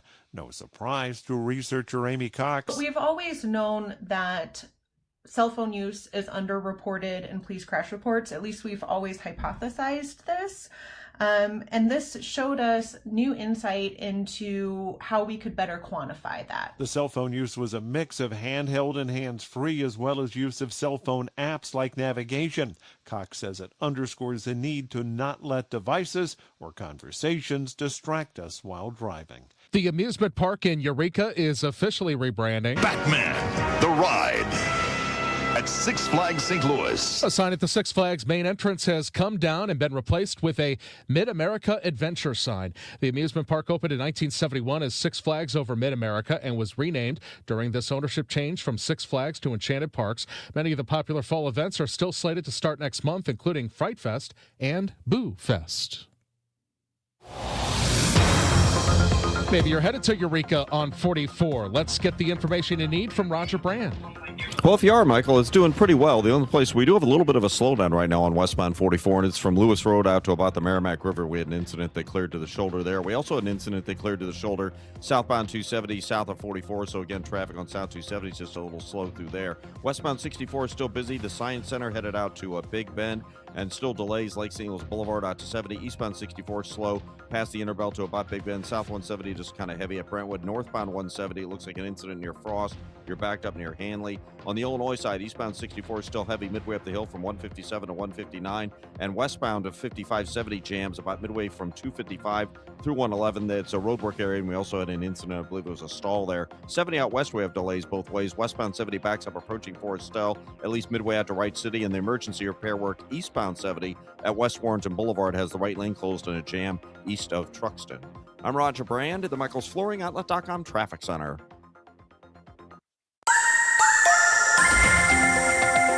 Our weather's been pretty nice today, and that continues for any evening plans as temperatures will eventually drop back into the upper 70s this evening. Clear skies, big full moon out there. Remember, the eclipse of the moon is tonight, the peak happening a little bit after 11 o'clock. Now, it's a partial eclipse, but it is about 96% covered, so that should be a pretty look. Then Friday, sunny skies, 88 for the high. Friday night, partly cloudy, 66. Saturday, sunny and 90. Saturday night, partly cloudy, 72. Then strap in. Here comes summer. Sunday, sunny, hot, humid, 98 Sunday afternoon. The record is 102 from 2013, and that kind of heat will continue Monday and Tuesday and Wednesday of next week. From the Saliga Heating and Cooling Weather Center, I'm meteorologist Dave Murray on 104.1 FM.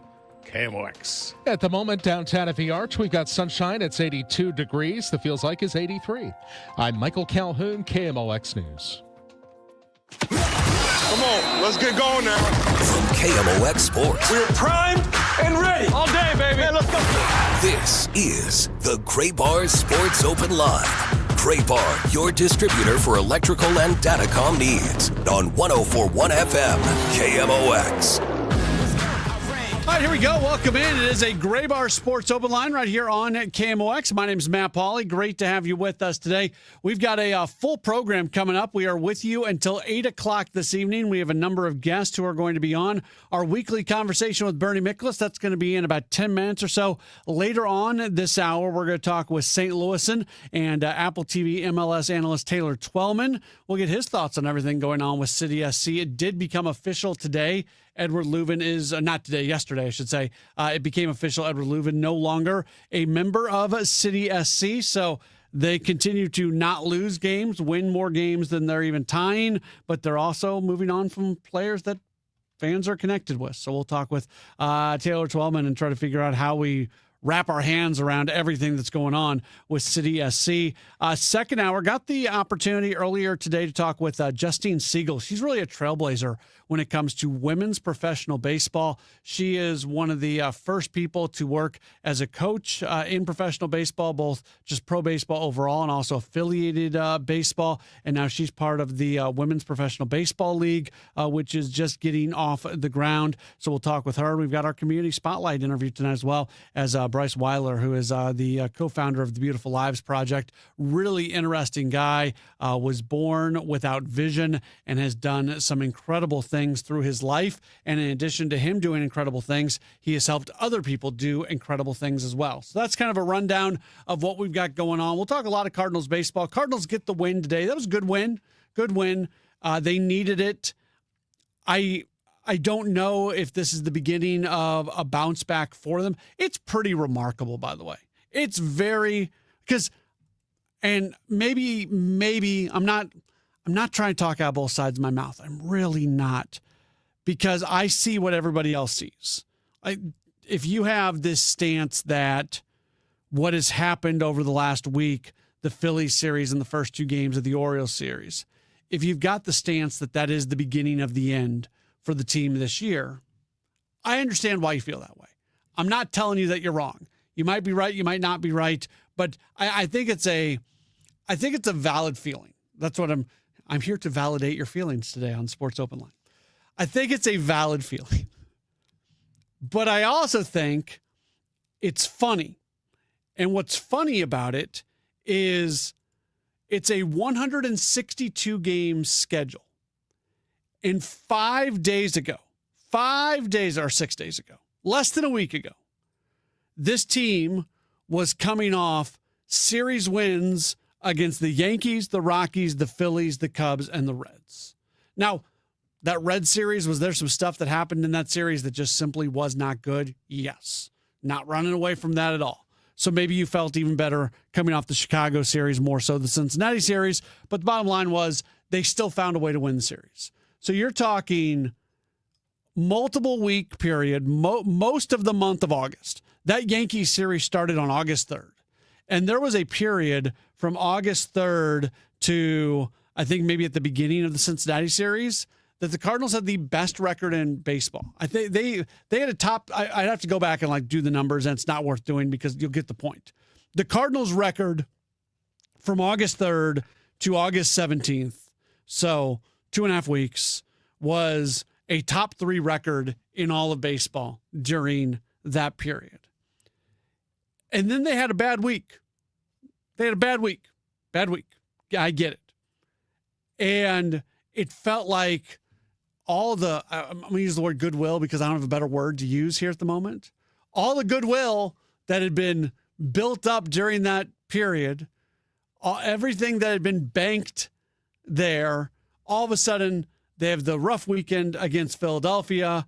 They lose the first 2 games against Baltimore, and the narrative 100% totally and completely changes to, well, this is the beginning of the end. And maybe it is. Again, I understand why people feel that way. I'm not trying to tell you you're wrong.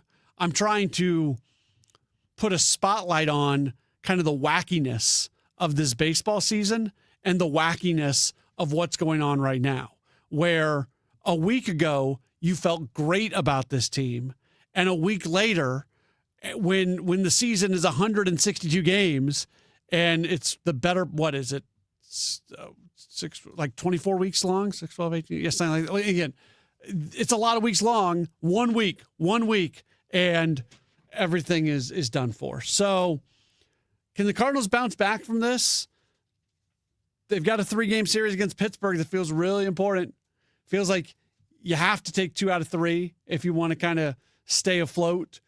It'd be really nice if you could find a way to sweep that series against Pittsburgh, because then you're going to LA to take on the Dodgers, and you're going to wrap that up with a series in Colorado.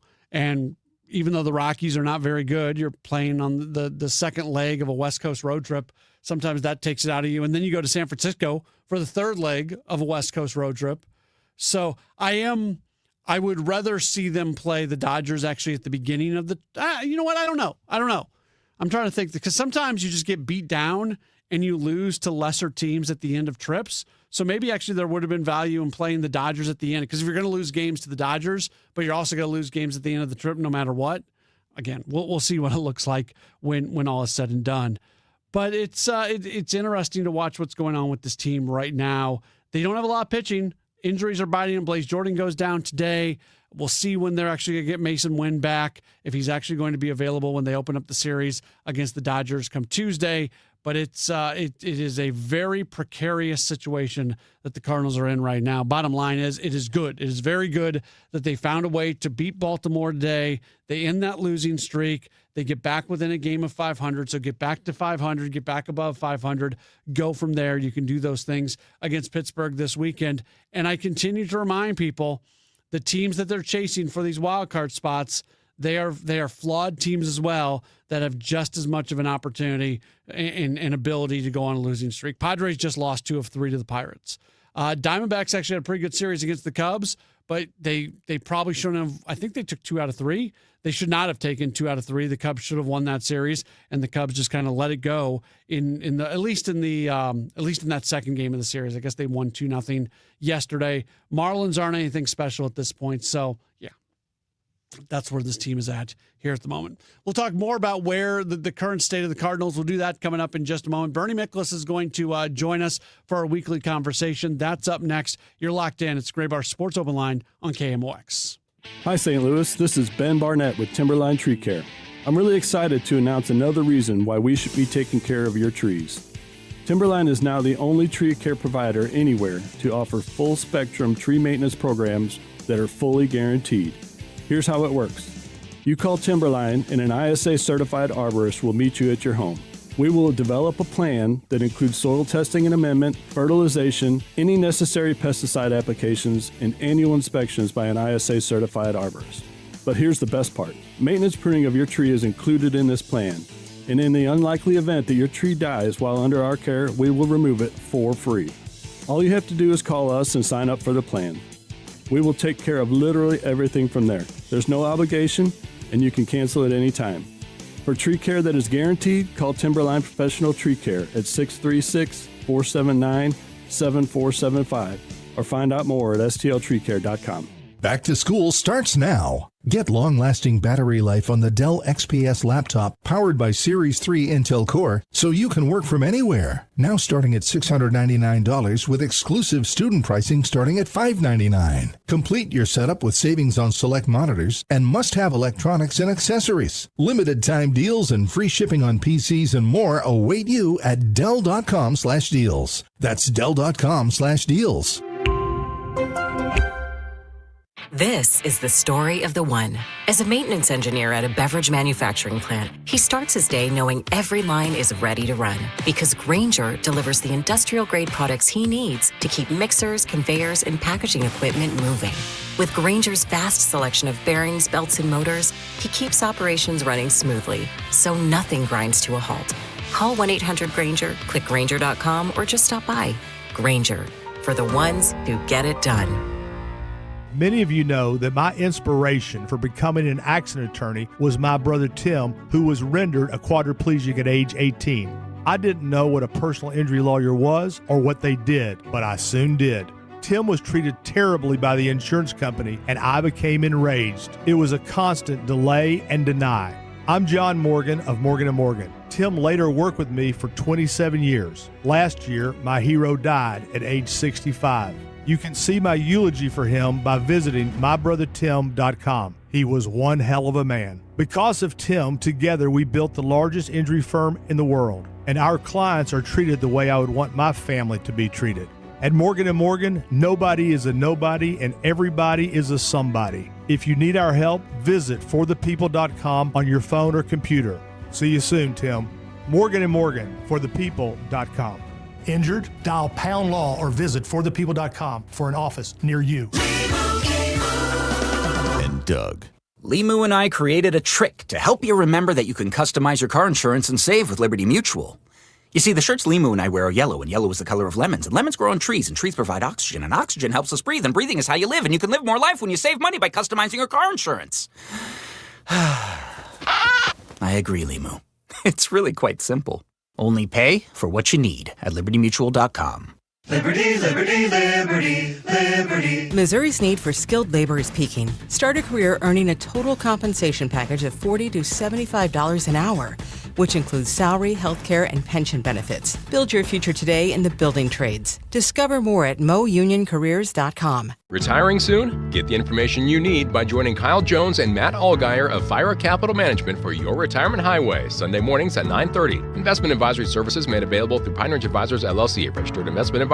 Securities made available through AE Financial Services, LLC, member FINRA and SIPC. I'm not one to say I told you so, but I switched to Pure Talk over a year ago, and ever since, I've been telling people there's no better wireless company out there. Well, a few months ago, a massive survey was conducted. 123,000 people were asked to rate their wireless carrier in 4 categories: coverage, support, data, and overall value. Well, the results are in. Guess which wireless company was the only wireless company to get 5 stars in every category? Yeah, Pure Talk. 5 stars, every category. To celebrate, Pure Talk is offering the first 3 months of any plan for just $15 a month, including their top-tier unlimited plan. No contract, no commitment, just a very inexpensive way to test drive the only American wireless company with 5 stars in every category. Just dial pound 250, say micro, and Pure Talk's U.S. customer service will take it from there. Again, pound 250 micro. And yes, I told you so. Now, back to the Gray Bar Sports Open Line, presented in part by St. Luke's Hospital, St. Louis's #1 heart hospital, on 104.1 FM, KMOX.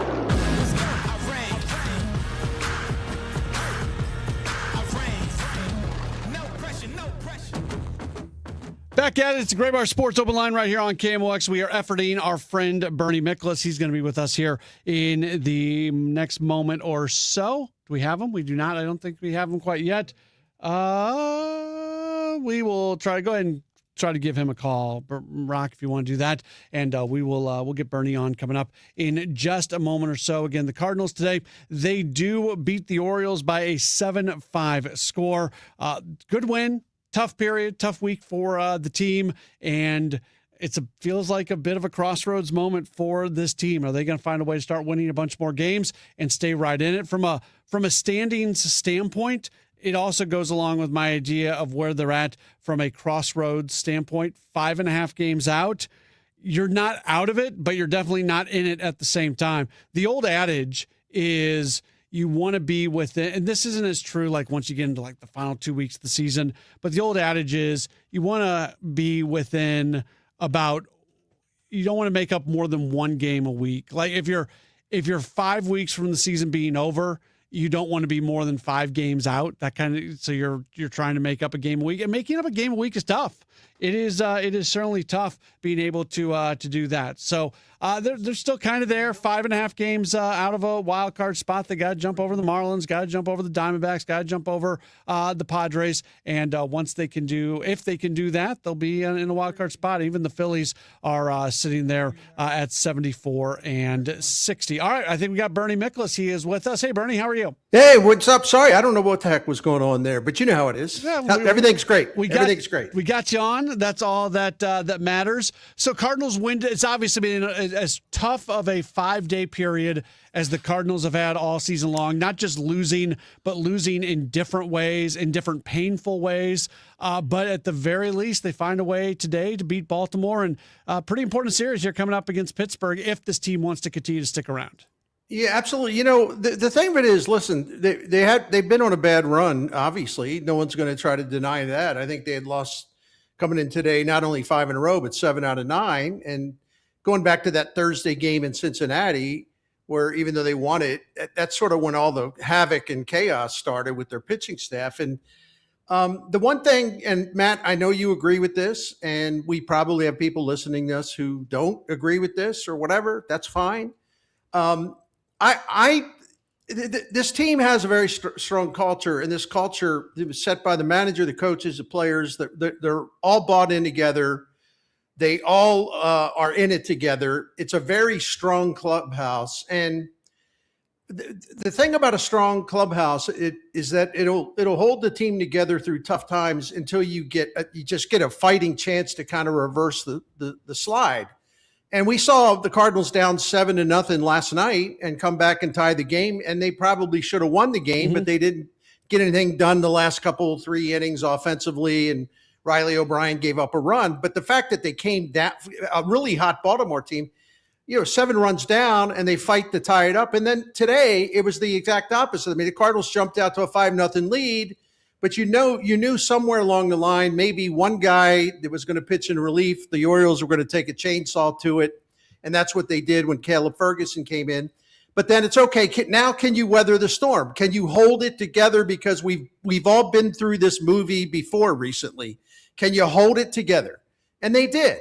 And I thought that was a gutsy win today, 7-5. I thought Justin Brule did a great job because he gave up a run, but there could have been more, and he shut the door. I thought Soriano, who's still not right, he took a situation that really could have imploded, but he limited them to 1 run. You have to talk about how great Gastelum is. It's amazing.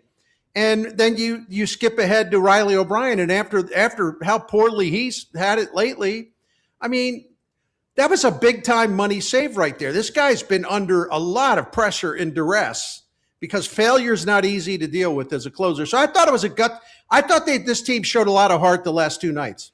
Yeah, as a closer, and he's such a young closer in his career. He first started closing after the trade deadline last year. So he just passed his first full year as a closer, and they didn't even refer to him as that last year. And he shared save opportunities last year with Matt Swanson.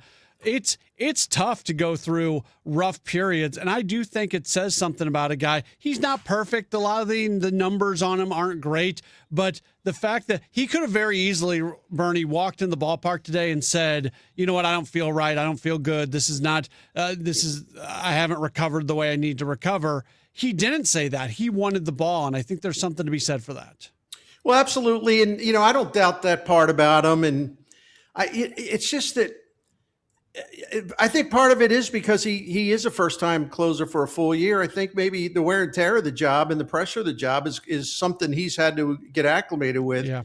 And I think he's fought through it. That's the point. I mean, he didn't fold and then turn into a lost cause.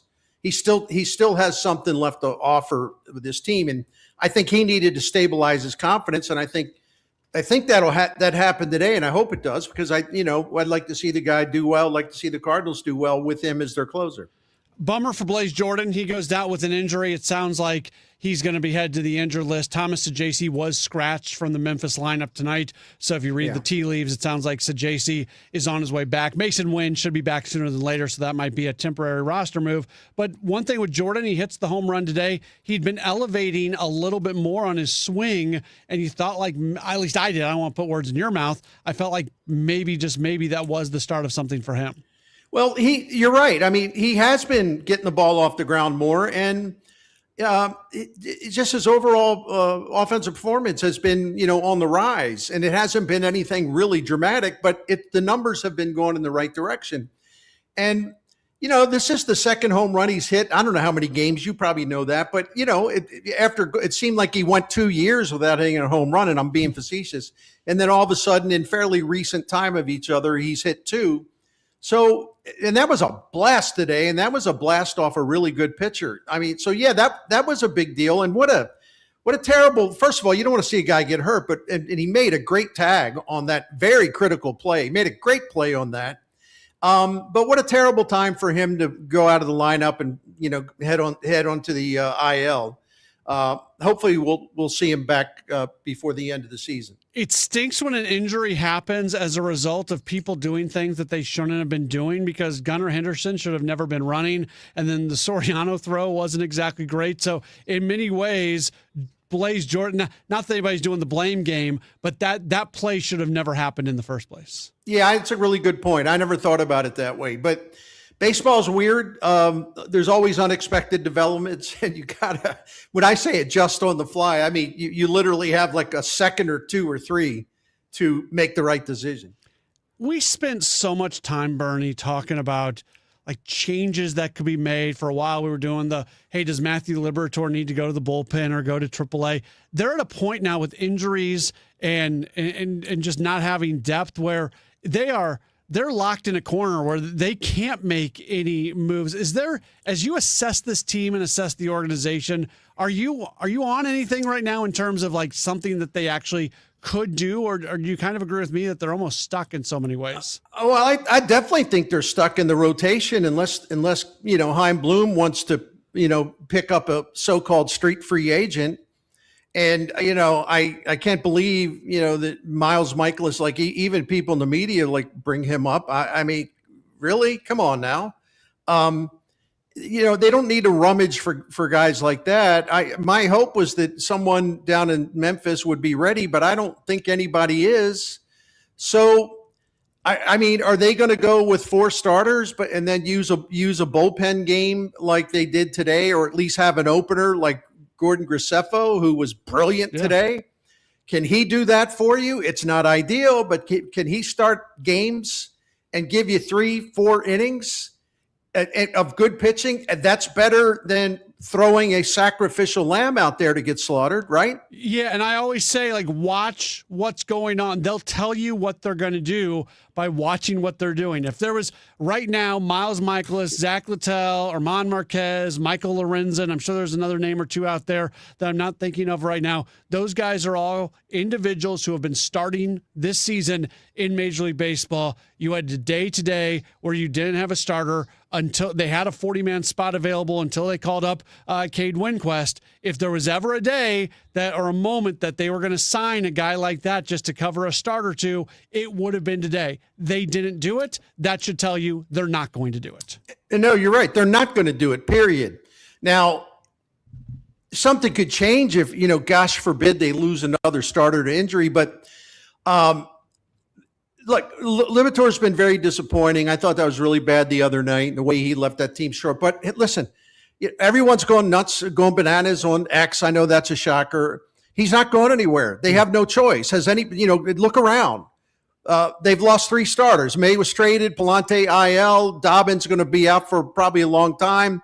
You lose this rotation was a top 10 rotation. And by the way, I keep saying this, that was a fact. That's not an opinion. It was a top 10 rotation, but it also had a very fragile, in terms of an underlying way. It was a rotation that could not afford to get struck by a couple of injury blows, because then all of a sudden they're very, very vulnerable. So, it was predictable what had happened or what was going to happen.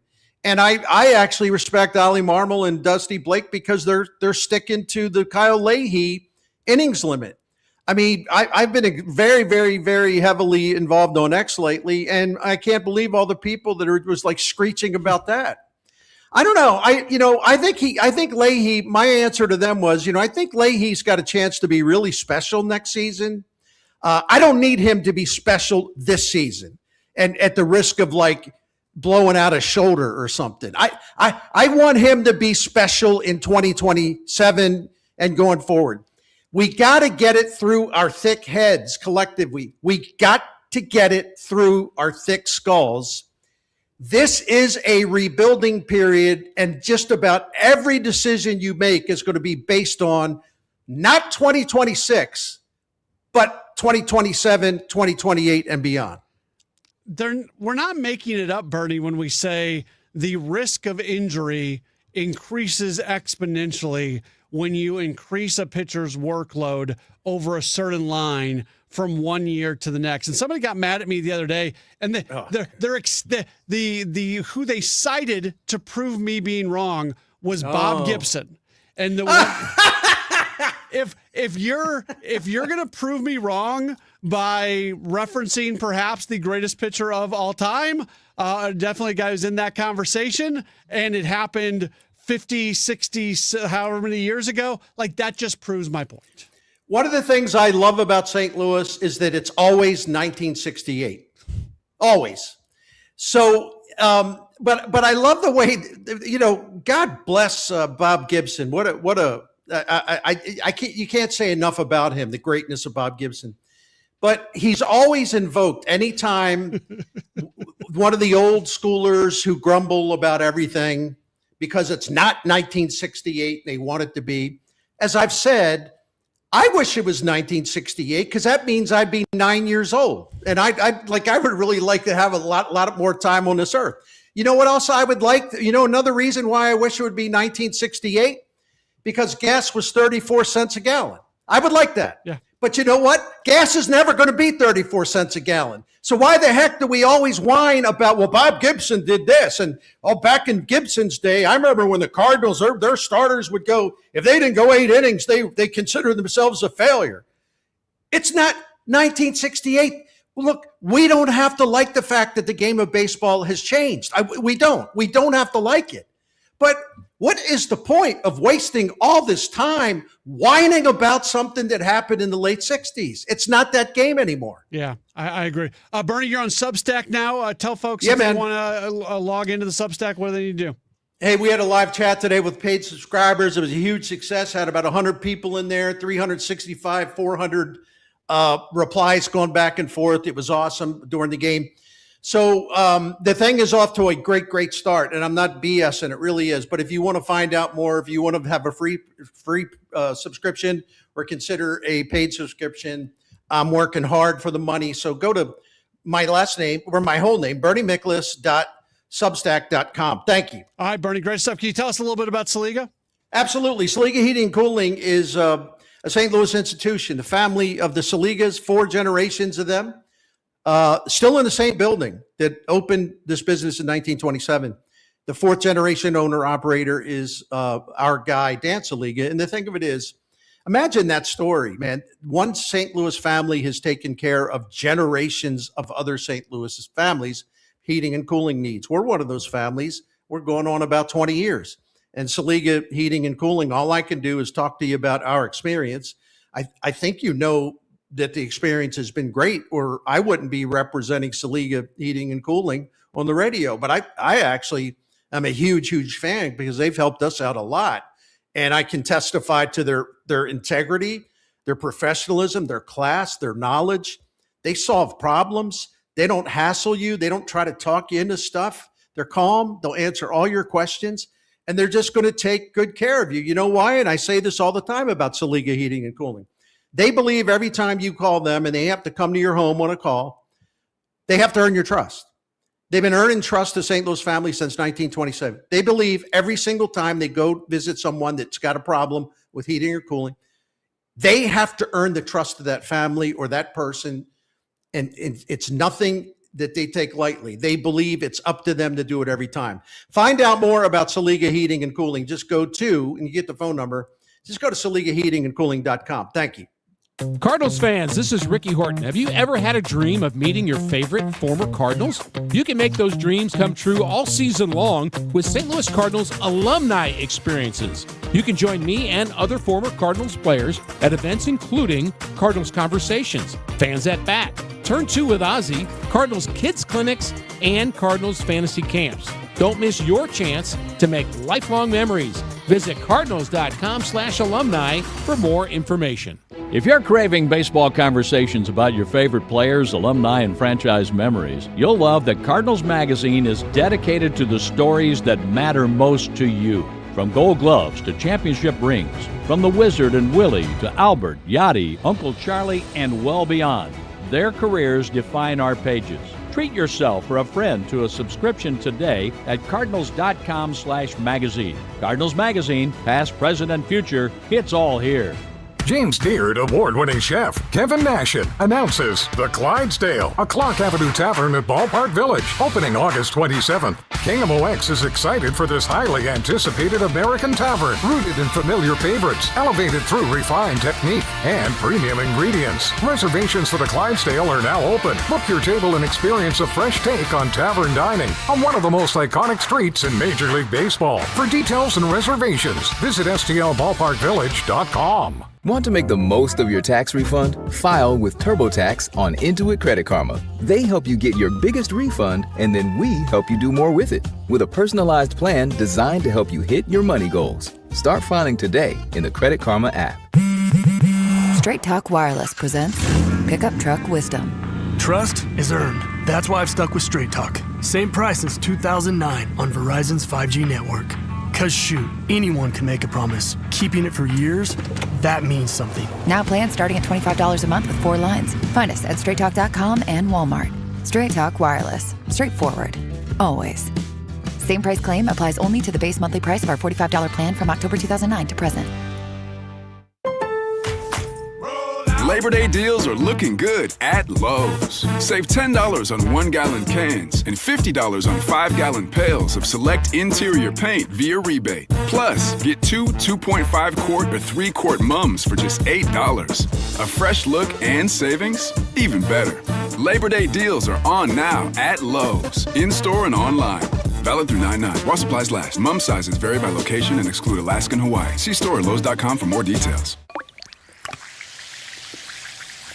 Hear that? That's Alka-Seltzer, the sound of fast heartburn relief. Because when heartburn hits, you want something that works fast. Quick! Alka-Seltzer. Alka-Seltzer effervescent tablets start neutralizing stomach acid in seconds, so nothing works faster for heartburn relief. Next time when that burning feeling comes on strong, don't wait. Quick! Alka-Seltzer. Try Alka-Seltzer. Use as directed. You're still glowing, flirting, grooving. You've still got it. But your immune system weakens as you age, making it harder to fight illnesses like pneumococcal pneumonia and RSV. Vaccines are a key part of any health routine and can help protect you from getting really sick. Ask your doctor or pharmacist which vaccines you need. See more at PfizerForAll.com. Sponsored by Pfizer.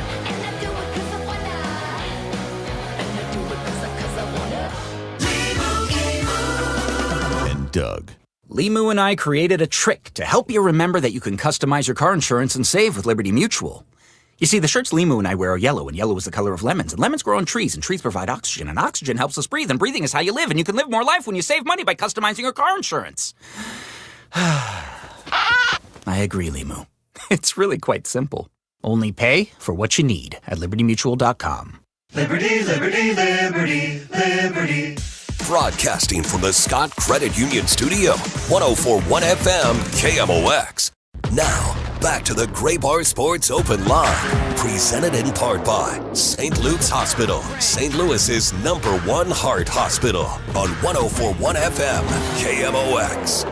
It is always a treat when we get the opportunity to talk with Taylor Twellman. He is a St. Louisan. He is the lead MLS analyst on Apple TV. You follow him on Twitter at Taylor Twellman. There's a lot going on with City SC right now, so let's bring on Taylor. Really interested to hear what he has to say about this team. Taylor, thanks for the time. How are you? Good. How are you guys? Doing all right. You'll kind of determine which direction we're going here at the start of the conversation. What's more interesting to you right now? The fact that City SC seemingly can't lose a game, or the fact that they've just moved on from 2 of their best players and all while this is going on? I don't think they're mutually exclusive. I think the fact that they can't lose a game right now, having already moved on from 2 of those said players, I think tells you that they're in a pretty good spot with where they want to go. The foundation they're building. Obviously, this is a massive rebuild when you go from high-energy soccer to now wanting to possess the ball, be better with the ball, be progressive with your thinking, having to overhaul the roster and doing so. So I think they're both very interesting. But when you go undefeated and you've won games after moving on from Hartle and winning your first game without Leuven, that, in a nutshell, I find very intriguing. Generally speaking, the feeling is that those guys don't totally fit into the system, and also they're at the tail end of their peak level, and they want to get maybe younger, faster guys coming in. Do you generally agree with that assessment, with what City's trying to do and the motivation for moving on for those players? Well, that's not for Hartle. Hartle is a family decision 100%. They were trying to re-sign him to an extension. They were trying to offer him a new deal. They were doing anything they could to keep Hartle, but that was a family decision. And Hartle and his wife and kids needed to leave immediately, and that's why they accommodated that. Now, I read Tom Timmerman's article. I read the quotes. I think they're being misguided because knowing Corey as well as I do, I don't think he has any bias against older players. I think fans want to hear that because they read the quote, but the quote came after a 5 to 10 minute discussion about City 2 players, and City 2 players being much more younger and similar to way Corey and Wilfred Nancy and that group did in Columbus with Laurent Courtois and so forth. And so he brought up Leuven in that manner, but didn't say his name and said outgoing players. But everyone naturally said, well, that's because Leuven's this. Well, Hugo Kuipers is, 9 days younger, and they would have signed him immediately. So I think, listen, Edwin Leuven was a massive part of this team and this city. He went through a horrific personal situation with his wife and cancer and all of that. And so naturally fans are going to be upset about it. I can be a little bit more objective because I can see it from a different lens. If Edwin Leuven fit into the system, his age has nothing to do with it. And so that's why I think fans are just looking for something. And listen, I think the energy from the fans is completely normal and healthy and all of that. It creates responsibility, accountability, all of that. But until St. Louis City spends real money on a designated player, number 9, that scores goals for a living, the fans are going to be upset. And I don't think that's a bad thing either. Why do you feel like it's they haven't done that, and they've moved on from a good number of players, and they've been some good. There's folks that they've brought in who have done a nice job, but in terms of that true impact goal scorer, they don't have them. That money is not being spent. Why do you feel like that's not happening? Because they don't want to cut off their nose, spite their face, and Corey Ray's going to make sure he gets his profile for the system and the manager that he has right now. He wants to make sure he gets the 9 that Johan can utilize, and he's not going to spend $20 to $25 million the way Toronto spent on Josh Sargent if the player doesn't fit the profile. And so he's going to be a little pragmatic about it. You and I just started this conversation with them being on a 12, 13 game unbeaten run, whatever the streak is, and so they're not going to. Now, losing Hartle is massive because I'd argue with anyone within City, yes, you get your designated player number 9 and spend big money, but that player would have been much more impactful if Hartle stays. And so I think the replacement of Hartle is much more important until even when they get the 9 because they need both. I'm going to be straight to the point. They need both because this system really suits those kinds of players. And if you get both of those players right, you're talking about contending in the Western Conference. I don't think I've really talked to you about the system much because we had many conversations going back to the Bradley Carnell era and everything that happened after that under Lutz, and I knew you at times were okay with what they were doing, but in general, I can remember some criticism of the system. The system that is in place now under DeMay and Corey Ray, do you like that system? Is that something that you're in favor of? Absolutely. Okay. No doubt, 100%. You demand the ball, you want the ball, you press when you need to. Your counter press is always in good situation. Your resting defense, all of the buzzwords that are now used in world football, everything about DeMay's system is that. Now, similar to a Wilfred Nancy, to a Laurent Courtois, the players need to fit the system. Now, I would always argue that any good manager will suit the system around the players that he has. However, listen, and I've said this to Bradley Carnell, to Lutz Pfannenstiel, and everyone that followed that. I'm never a fan of that style. I think it hinders any kind of creativity. It hinders any kind of real positive energy. I think St. Louis as a whole, as a city, the way youth soccer's played in that city, they want to possess the ball. They want to be good with the ball. They want to be entertaining with the ball, all of that. Now, the first season under St. Louis City, was it entertaining? Absolutely. But they got exposed immediately in the biggest game against Sporting Kansas City because they didn't know how to possess the ball. They didn't know how to break down a team in a low block, and so they were exposed very quickly. Johan DeMay is building that foundation of the house where now when you build the first and second floor, you can expand and be more progressive. But St. Louis City, they need to entertain the fans. And that history in that city, you and I both know it very well, they demand being good with the ball, in my opinion, and I think stylistically this suits them better. Does it say something about Corey Ray, just the confidence he has? Because there are some really tough decisions being made, and it's an organization in short existence that fan favorites have gone away, whether it was a Nowitzki, a Vasilev, a Klaus, like just up and down players who have connected to the city, and now it's Hartle and Leuven. They move on from them. That's happened a lot, but now it's happening under this new regime. Isn't there a confidence that goes along with that you're going to put the system in, you're going to get the guys you want, and everything else kind of be darned because you know where you want to go?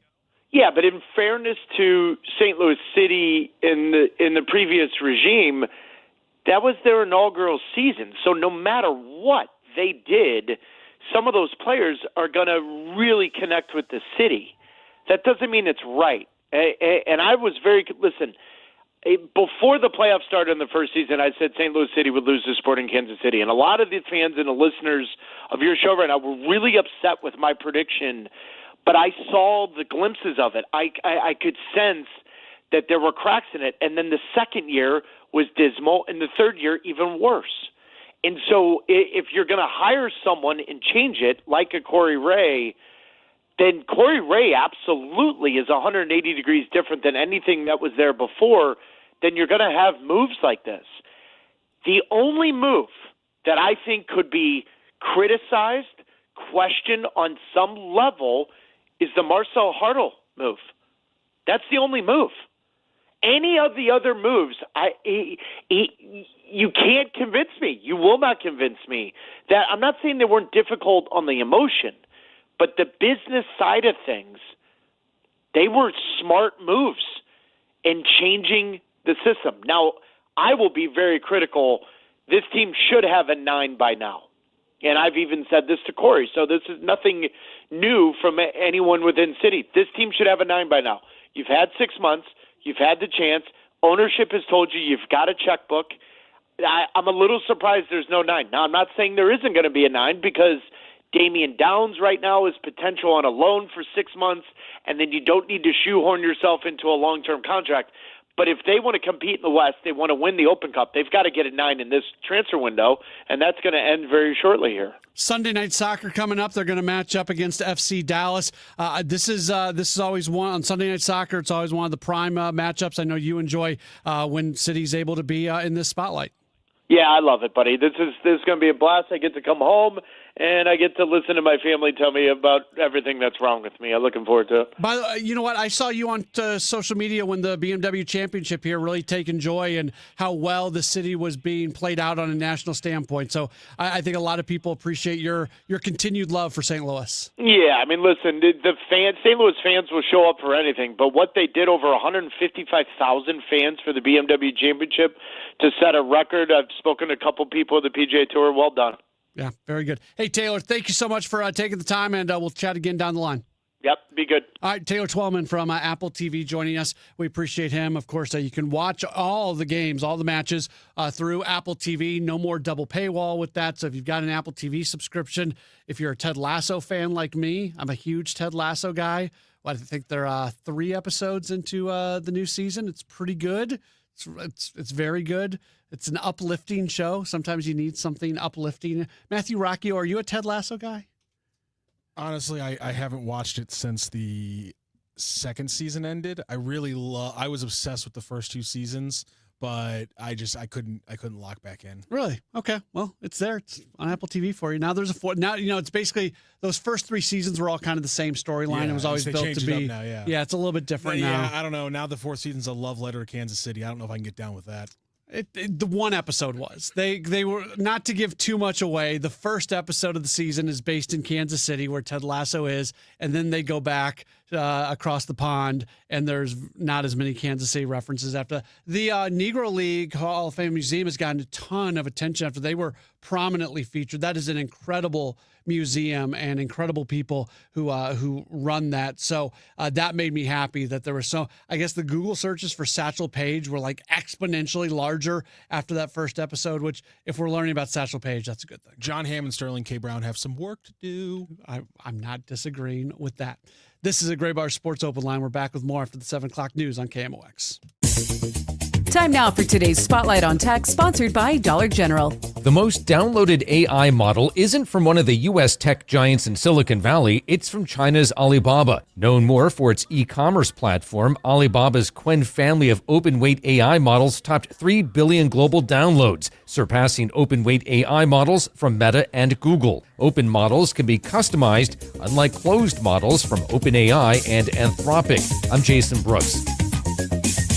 My name is Whitney Allen, and I'm a widow. My husband, Ryan, died. We never thought we'd ever have to use life insurance, but the unexpected happened. With Ethos, signing up was fast and 100% online. You can get a quote in seconds, apply in minutes, and get same-day coverage. No medical exams, and you can get up to $3 million worth of coverage. I'm grateful we were prepared. Get your free quote at ethos.com/radio. That's ethos.com/radio. Paid spokesperson. Time spent on application may vary. Online health questions required. Hi, I'm Mark Cantor. The people around here are hardworking people, just like you. And when someone in your family gets hurt in a car wreck, everything can change very fast. That's why having a local lawyer matters. At Cantor Injury Law, we know these towns, these roads, and the people who drive them every day. When you call us, you're calling a local team with boots on the ground, ready to fight for you.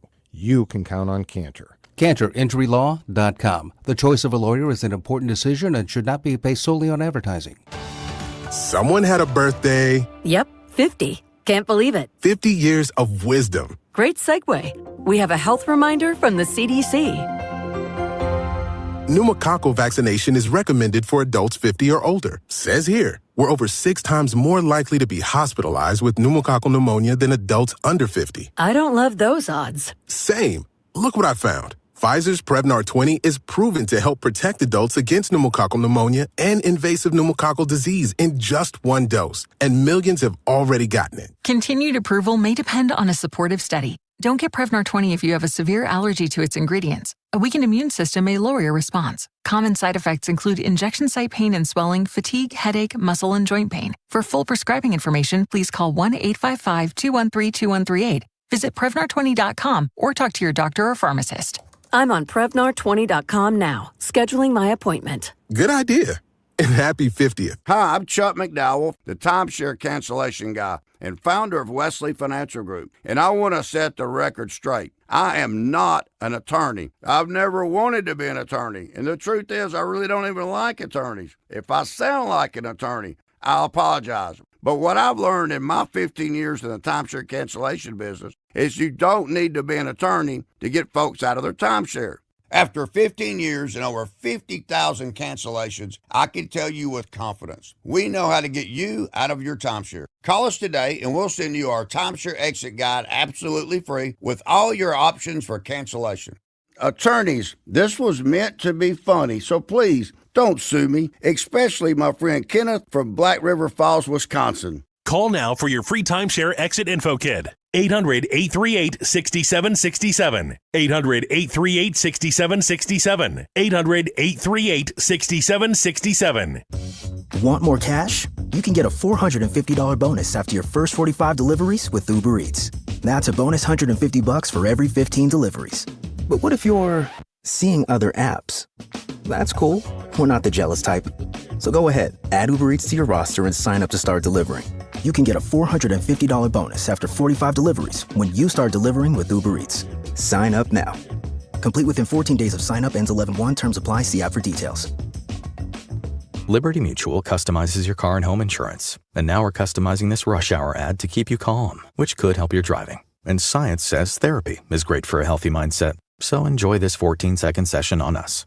I think you've done everything right and absolutely nothing wrong. In fact, anything that hasn't gone your way could probably be blamed on your father not being emotionally available because his father wasn't emotionally available, and so on. And now that you're calm and healing, you're probably driving better too. Liberty, liberty, liberty, liberty. Where did you get that shine? Give your pockets a break at the Gloss Vault Car Wash. Under new ownership, and it's a newly equipped facility. For a limited time, on Tuesdays, silver washes are just $10. On Wednesdays is Wild Wild Wednesdays. All premium washes half price, and the bronze wash just $5. The Gloss Vault Car Wash, 3142 South Brentwood Boulevard. For a priceless shine at an affordable price. And a wash so fine, they'll ask, where did you get that shine? The Gloss Vault. Cozy season is ahead, and you'll be spending way more time inside. Is your home ready? Don't worry. With Wayfair, you can upgrade your space without breaking the bank. Score up to 70% off during their Labor Day clearance on furniture, area rugs, mattresses, and more. Plus, surprise flash deals you can't miss. Whether it's one room or the whole house, Wayfair has pieces for every style and budget. Shop Wayfair's Labor Day clearance now through September 7th at wayfair.com. Wayfair, every style, every home. This is the story of the one who keeps multiple buildings running smoothly day after day. Plumbing that flows, HVAC that hums, cleaning supplies that keep surfaces sparkling. That's why she counts on Grainger. With easy reordering online and 24/7 support, Grainger helps her keep the products she needs on hand. So shelves stay stocked and buildings stay ready. Call 1-800-GRAINGER, click Grainger.com, or just stop by. Grainger, for the ones who get it done. The trusted voice of St. Louis. KMOX AM St. Louis. KMOX FM Hazelwood. Always live on the free Odyssey app.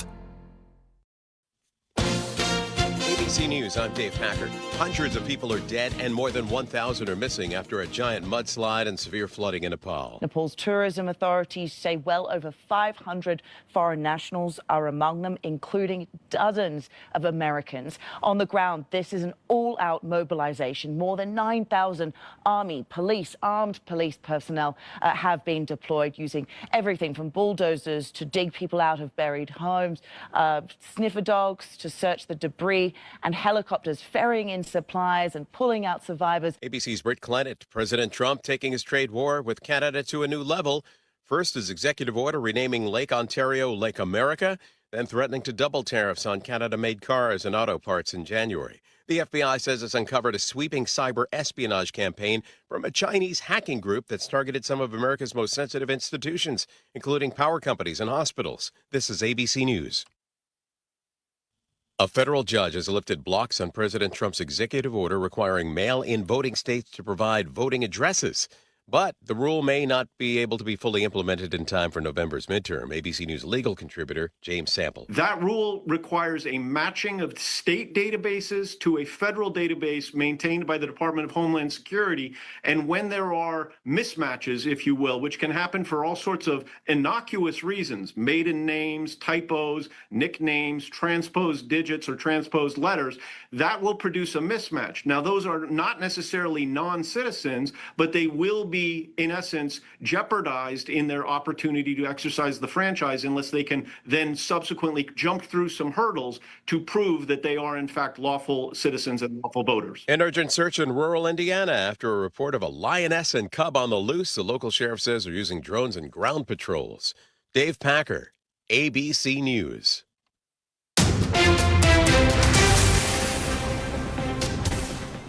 We've got sunshine downtown at the Arch right now, 80 degrees. This is not about one bad policy, one bad contract, or one bad decision. It's about a pattern of lax oversight and ineffective governance. State Auditor Scott Fitzpatrick announcing the findings of his latest audit into St. Louis Public Schools, which found under the previous board and former Superintendent Keisha Scarlett, the district's poor leadership cost the district millions. This includes failing to recoup millions from the busing contract that was canceled by Missouri Central in March of 2024. The district could have and should have made a claim on the vendor's performance bond to offset the costs the district incurred. Fitzpatrick also found the city schools are costing themselves money by not selling their vacant properties, and the old board spent tens of thousands of dollars attending 9 conferences in little over a year. He is also recommending the State Department of Education and state lawmakers consider other leadership structures for the city schools. We should have a clear sky to view tonight's deep partial lunar eclipse. Eric Gustafson at the McDonald Planetarium says it all starts at 8:23 p.m. tonight. This is not going to be the most exciting part of it because that's when it's going through the outer light part of our shadow. The partial phases of the eclipse will begin around 9:33, and the maximum eclipse occurs at 11:12 p.m. He says at that peak, about 96% of the moon will be in the dark or in the umbra shadow.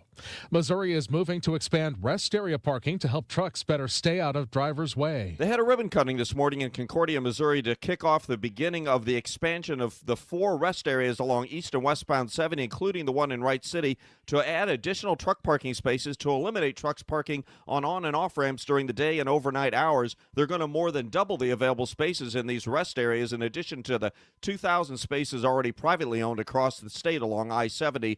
The project is scheduled to wrap up by 2028. Roger Brand, KMOX News. Is sports betting having an impact on officiating? A professor at Southern Illinois University, Edwardsville, has been studying that question. Ariel Belason, chair of the Department of Economics and Finance, tells KMOX he's analyzed the final minutes of NBA games and found that refs made fewer incorrect calls against underdogs, especially the home team, in games with narrow betting margins. He speculates about the possible reason officials might be more careful with calls in a tight game. There have been reports of death threats and threats against families from people that are betting against the referees. Belason shared his findings on KMOX's Total Information AM. Six Flags. It's playtime. Six Flags St. Louis is now Mid-America Adventure. The logo change has happened. The Six Flags sign at the park's main entrance has come down. Questions remain about whether or not Enchanted Parks, the operators, will continue licensing to keep the park's current Warner Brothers characters. 2027 season passes are also now on sale. Forecast overnight, clear sky, low 64 degrees. For tomorrow, sunshine, okay temperatures, high of 88. For tomorrow night, clear 72. A little bit warmer for Saturday, 90. A lot warmer for Sunday with a high of 98. Right now, downtown at the Arch, we've got some sun. It's 80. I'm Michael Calhoun, KMOX News. Now, back to the Gray Bar Sports Open Line, presented in part by St. Luke's Hospital, St. Louis's #1 heart hospital, on 104.1 FM, KMOX. All right, back at it on KMOX as we do roll on. We've got a lot going on this hour. It's going to be a little bit, when we only have, so there's stuff we have to do every week. No, I say we have to. There's stuff I like to do every week. But when we only have one show, we have to get it all into one show. So that's what we're largely doing. So we've got a couple things. We'll have our building community segment later on this hour. Also, the folks from the Women's Professional Baseball League were in town. There was a first pitch that was done earlier today at Busch Stadium, and I got to talk with the commissioner of that league. She's a really interesting person. First woman to ever be on a professional baseball coaching staff. First woman to ever be working as a coach inside of affiliated professional baseball. She's got a Baseball for All nonprofit. She's one of the co-founders of this Women's Professional Baseball League that's getting underway. I don't lie to you. I haven't seen it.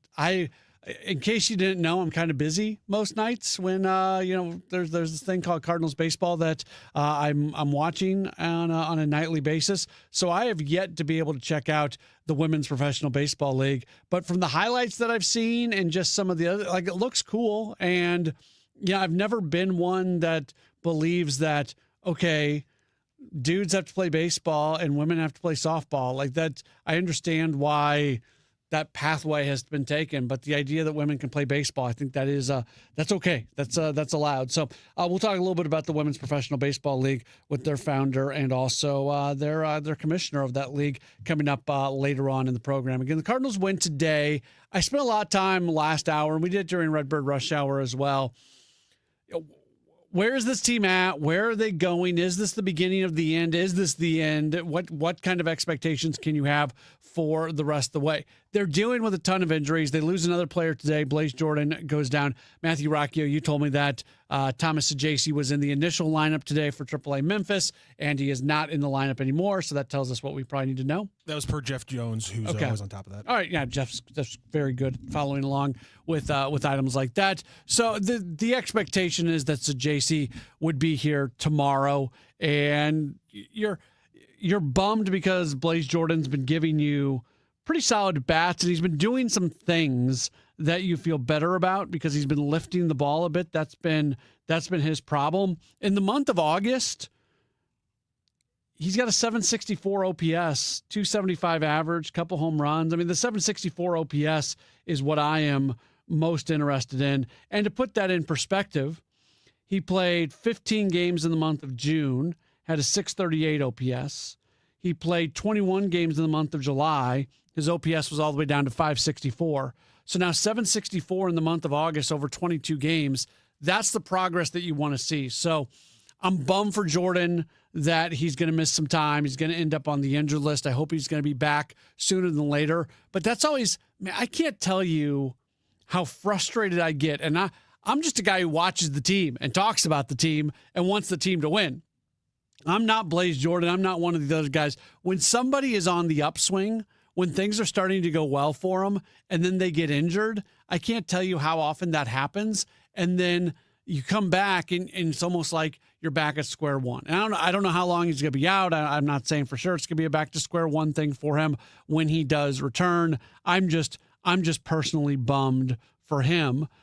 It is not that he was going to be taking playing time away from Nolan Gorman, because that was probably going to be largely a platoon. Although it was getting kind of busy over at third because Ramon Arias is back active, especially once Mason Wynn was going to get back. When Wynn was back, you've got Wynn at shortstop, you've got Weatherholt at second. Then all of a sudden, if you've got a roster that includes Jordan, Gorman, and also Jordan, Gorman, and Arias, there's a lot of, you don't know how you're going to disperse the time at third base. Now, maybe one of those guys wouldn't be around if Wynn is active again, and we'll see what happens when Wynn does become active. But I'm interested to see what this is going to look like for Nolan Gorman here moving forward.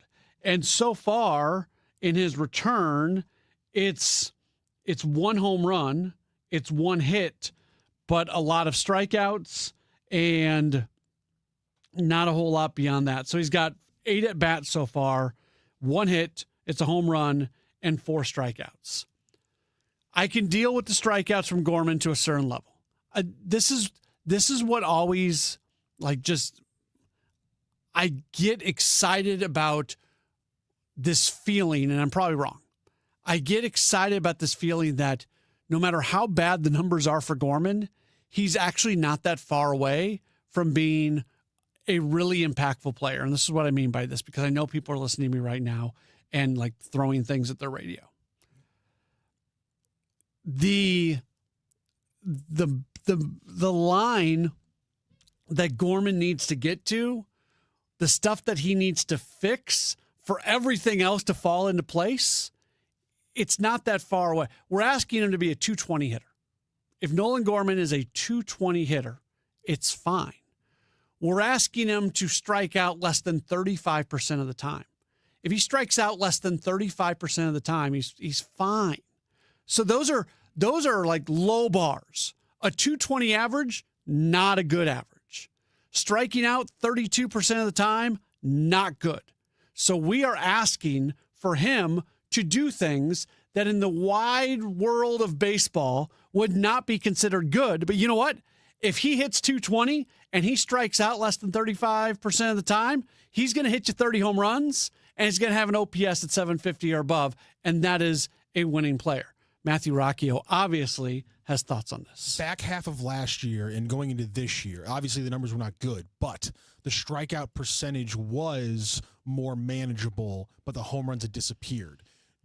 Do we have anything on him maybe adjusting at the plate and that's sapping him from some of the power, and how maybe that has developed over the last few months in Memphis? Yeah, I'm trying to remember, was it second half of the season last year where they started to really slow down his swing? That might have been it. Was that what was going on? I felt like, because his post All-Star numbers last year. So we'll do pre versus post. This is 2025. Batting average last year, pre All-Star, 219, post All-Star, 187. So it dropped significantly. OPS, pre All-Star, 718, post All-Star, 601. Not good.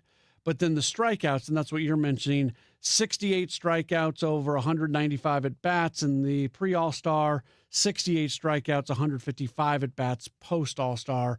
So same number of strikeouts, less at bats post All-Star. Yeah, first half of last year. Yeah. That's what I should have said. So because he was down to like 20, he was down to like 29, 31%. Yeah.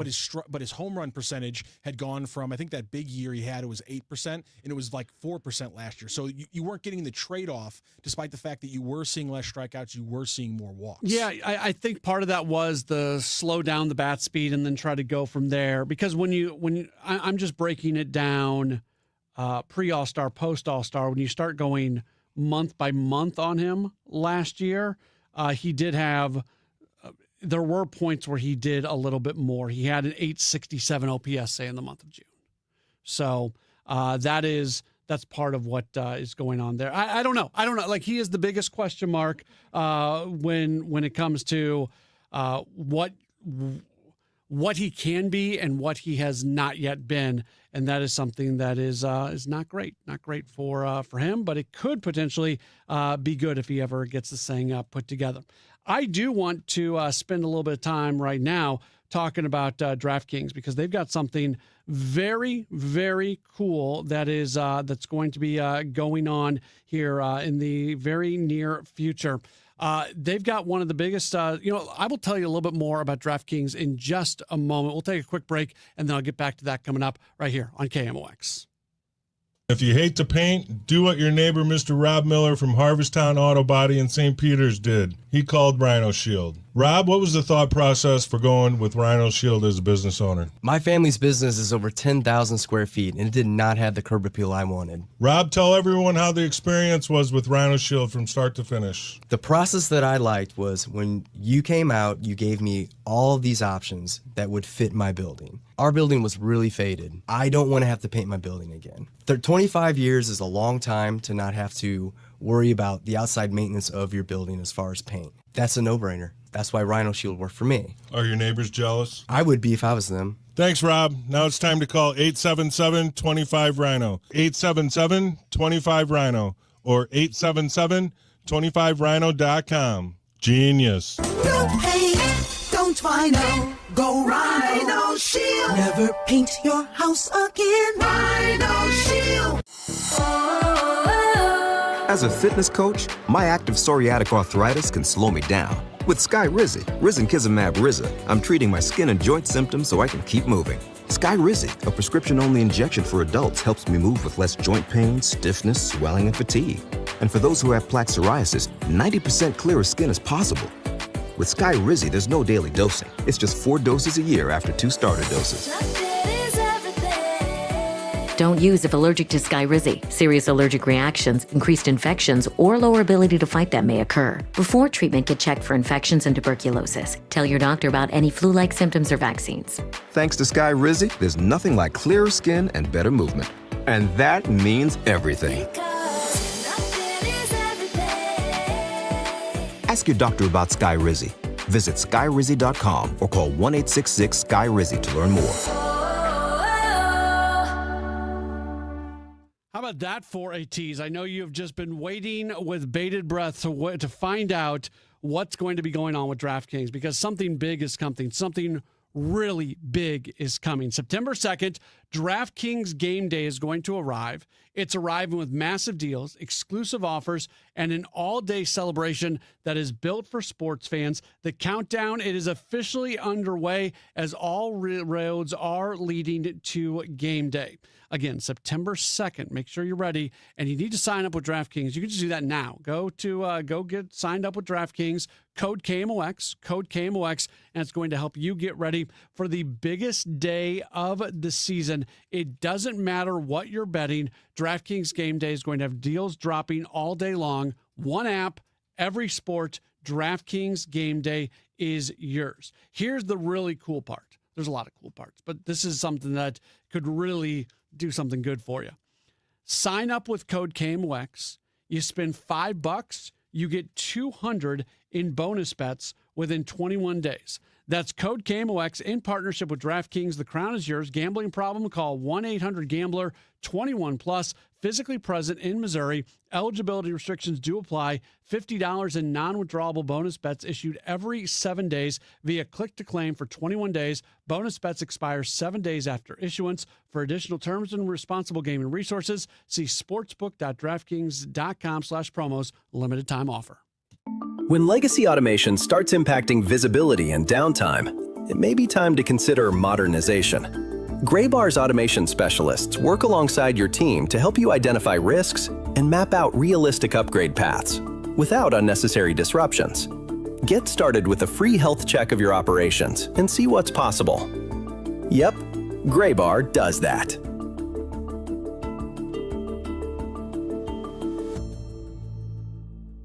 Hey, this is Kevin Wheeler, and I want to tell you about Burn Balance Complex, which you can pick up at Supplement Superstores, and you can find a location at supplementsuperstores.com. Look, Burn Balance Complex is different, okay? It's a game changer. It is a complete, all-natural metabolism system. It's not just a fat burner. If you're someone that doesn't want to get a prescription, if you don't want to go get injections, Burn Balance Complex can get your metabolism rocking the way that it's supposed to, and you notice it really early on because you start to notice clothes are fitting a little differently. You're seeing results, which then kind of gives you motivation to keep on going, right? Well, on top of the metabolism boost, you're also going to notice reduced stress with lower cortisol levels, appetite and craving control, which is absolutely critical to staying on a plan, plus all-day focused energy, no jitters, no crash at the end of the day. And look, it's not magic. You got to do the work, but Burn Balance Complex has made that work so much easier for me. It'll do the same for you. So get out to Supplement Superstores. Tell them Kevin Wheeler sent you in. They'll knock 30% off right then and there, and you can find your location at supplementsuperstores.com. Retiring soon? Get the information you need by joining Kyle Jones and Matt Allgeier of Fire Capital Management for Your Retirement Highway, Sunday mornings at 9:30. Investment advisory services made available through Pine Ridge Advisors, LLC, a registered investment advisor. Securities made available through AE Financial Services, LLC, member FINRA and SIPC. Celebrate the month of August with Zero Res and buy 2 rooms of carpet cleaned and get 2 rooms for free. Plus,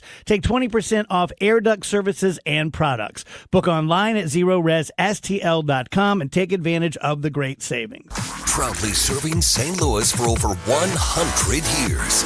KMOX, the voice of St. Louis. Back at it on a Graybar Sports Open Line right here on KMOX. It's not too often that you get to sit down and talk with a true pioneer, but that's what we're going to do right now. There is now a women's pro baseball league, and it's pretty cool. And they stream the games on ESPN Plus. So if you ever want to check it out for yourself, you can certainly do so. And a baseball league is their commissioner and a woman who has absolutely been a trailblazer when it comes to women participating in the sport of baseball. She is Justine Siegel. She was at the ballpark today along with a couple of the players from the league. They've been promoting the league and everything that's going on. So I got the opportunity to talk with Justine a little bit just to explain how much of a pioneer she has been. She became the first female coach of a professional men's baseball team. She became the first woman to throw batting practice to a Major League Baseball team. She became the first woman to work for an affiliated baseball team as a coach. She has done so much more than that. She created a nonprofit organization, Baseball for All, where that is something where they're trying to open up doors for girls who want to participate in the sport of baseball. So with that, again, I got the chance to talk with her earlier today at Busch Stadium. And the first thing I asked her was, considering her story and everything that she has accomplished in her career, how much she enjoys seeing now really even more fruits of the labor and it impacting so many more people with the Women's Pro Baseball League. Thank you. Yeah, for sure. The Women's Pro Baseball League, we're playing in Springfield. We got about 3 more weeks left in our season. And it's just great baseball, and people are having so much fun watching.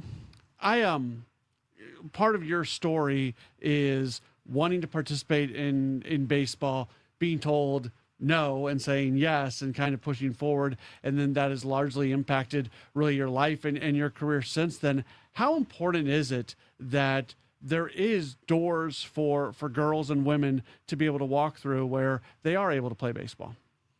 Yeah, so I was about 13 when I was first told I should quit baseball because I'm a girl. And so I decided I would play forever. They can't get rid of me. And I did play for a very, very long time.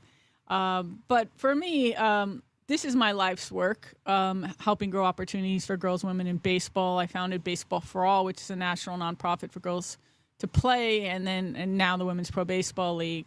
Baseball has really turned into my entire life. When you're finding the baseball players to play in the league, because I mean, to be just blunt about it, when you see a lot of girls playing softball and you see a lot of boys playing baseball, what's the process been like for you to find these athletes who are going to go out and go down that baseball route? Yeah, we have actually a very strong pipeline. We have 25 countries with national teams, including Team USA, Team Canada, Team Japan, Team Korea, and you can see those players in Springfield playing. But also, there are girls who are playing baseball with the boys, or they're playing high school baseball, they're playing college baseball. And so there may not be as many girls or women as there are in softball, but certainly when you survive a system that tells you to quit, you become really, really good at what you do. For a lot of people, and I'm sure you get a version of this question all the time, for a lot of people, their knowledge, their experience of women in baseball comes from the movie A League of Their Own, and as more things have happened in recent years where you do see more women playing baseball, is it important to realize that it's not just something from a movie? Like, this is something that really is happening right now.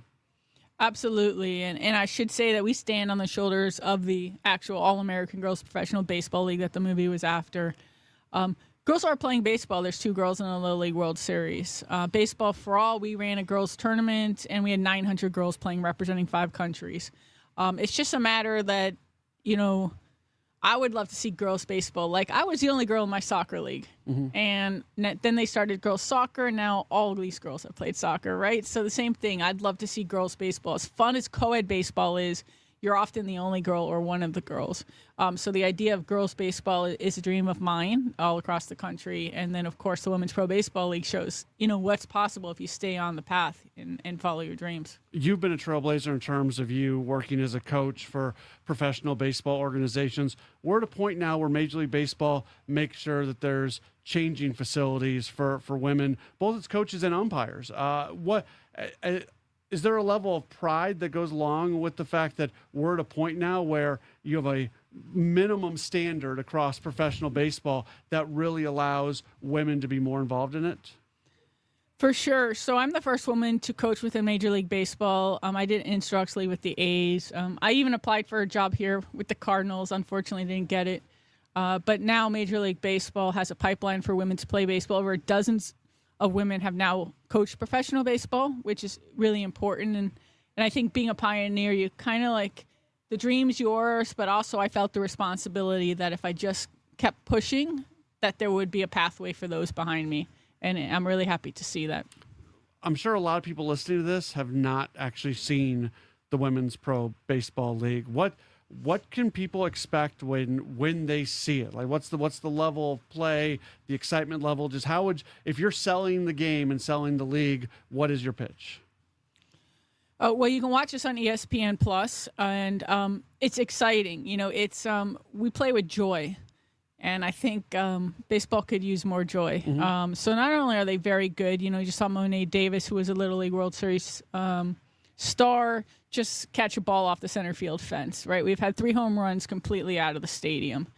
You're going to see pitching. You're going to see double plays. I mean, it's just what you're used to, but more joy. Yeah. And people they find that contagious, and so you're just going to have a lot of fun watching. Is it important for you to have opportunities like these to come out and throw a first pitch? And I know you've thrown BP to the Cardinals at some point. I did. What was the background on that? I did. In 2011, I was the first woman to throw batting practice to major league teams, and the Cardinals was one of those teams. That's got to be cool for you personally, but also really nice to see, again, organizations opening up their doors.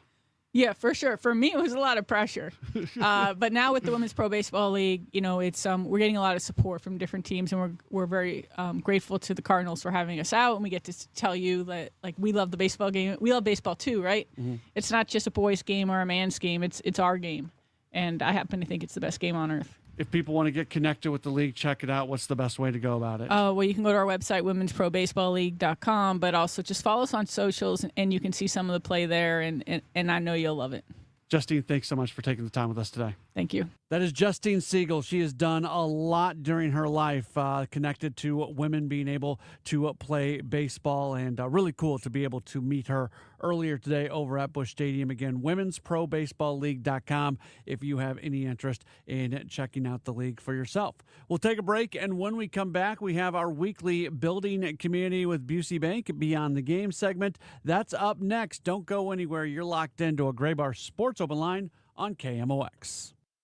Who's been talking about St. Louis sports since 1985? Bernie Miklasz. I mean, I think all in all, it's been a good season. The only problem they've really had is by playing well enough to be 3 different times this year, 9 games over 500. Every time they went to 9 games over 500, they always receded. They always sort of fell down. I thought it was a minor miracle that they won 5 consecutive series, you know? Bernie Miklasz. Hear what he has to say on the voice of the Cardinals, KMOX. And Doug. Limu and I created a trick to help you remember that you can customize your car insurance and save with Liberty Mutual. You see, the shirts Limu and I wear are yellow, and yellow is the color of lemons, and lemons grow on trees, and trees provide oxygen, and oxygen helps us breathe, and breathing is how you live, and you can live more life when you save money by customizing your car insurance. I agree, Limu. It's really quite simple. Only pay for what you need at libertymutual.com. Liberty, liberty, liberty, liberty. Taking care of yourself should fit into your life, not complicate it. Neovitin Original Formula is a complete daily multivitamin designed to support your everyday wellness routine with essential vitamins, minerals, and a natural ingredient blend, all in just 2 daily tablets. Subscribe online at neovitin.com for monthly delivery or shop Neovitin at your local Schnucks and Dearborn. Neovitin Original Formula is physician formulated to fit easily into your everyday routine. All of our vitamins are manufactured in a certified GMP facility in the USA. Neovitin, make nutrition easy. Every step matters. That's why Steve All and the entire team at the All Financial Group have signed up to walk and fundraise for the St. Jude Walk on September 12th.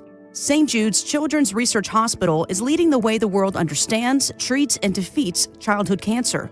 And here's what makes them truly remarkable. Families never receive a bill from St. Jude, so parents can focus on one thing, and one thing only, their child. We want you to be a part of this. You can join our team and walk with us on September 12th or simply make a donation. And here's the good news. Steve will personally match every dollar you give up to $1,000. To donate or to register to walk with the All Financial Group, visit steveall.com. That's steveaul.com. Or call 636-230-8824 for more information. Investment advisory products and services made available through Impact Partnership Wealth, a registered investment advisor. All Financial Group LLC is not affiliated with St. Jude's Research Hospital and does not accept or collect donations on their behalf.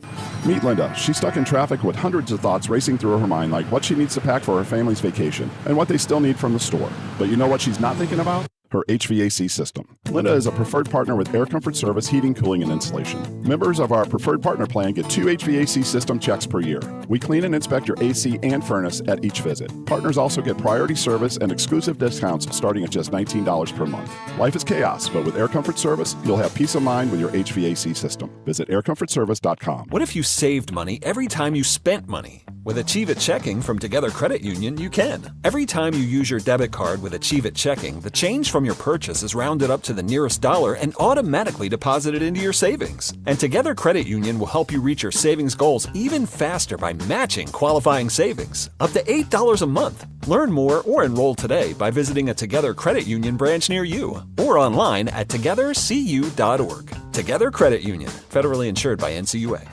Hi, I'm Eric. And I'm Howard. We're the pain guys of Canner and Pintaluga. You already know after an accident to call 911 and then 411. 1-800-411-PAIN. But you may not know behind the number is an experienced law firm with nearly 100 attorneys working hard for our clients. Call the pain guys at 1-800-411-PAIN.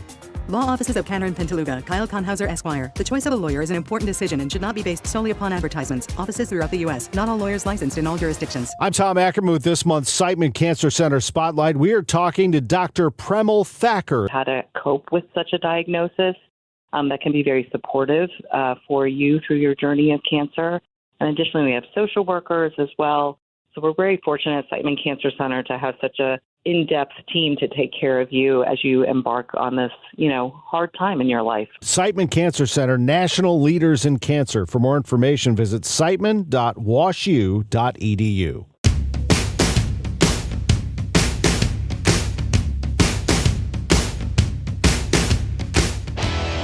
in is a Gray Bar Sports Open Line right here on KMOX. It is that time of the week where we do our Building Community segment with Busey Bank, building community with Busey Bank beyond the game. At Busey Bank, they believe every community project, every volunteer hour, every local initiative starts with people who choose to get involved through their partnerships and volunteer programs. They're here to support the communities that we all call home. Busey Bank, building extraordinary together.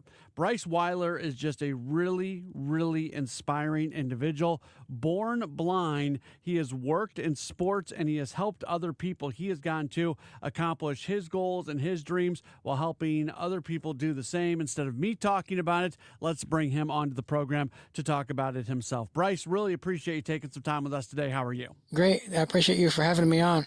Yeah, you are just an inspiring story in everything that you've been able to do, and then how you try to help other people live out their dreams and do very, very cool things, no matter if they have something going on or not. Can you maybe explain a little bit your story and what has led you to Beautiful Lives, which is just a very cool foundation? Growing up, I was born 4 months premature, and when I was in the hospital due to either too much oxygen or other challenges, it caused the retinas in my eyes to detach, which caused me to be blind. I was able to sit on the men's basketball bench at the University of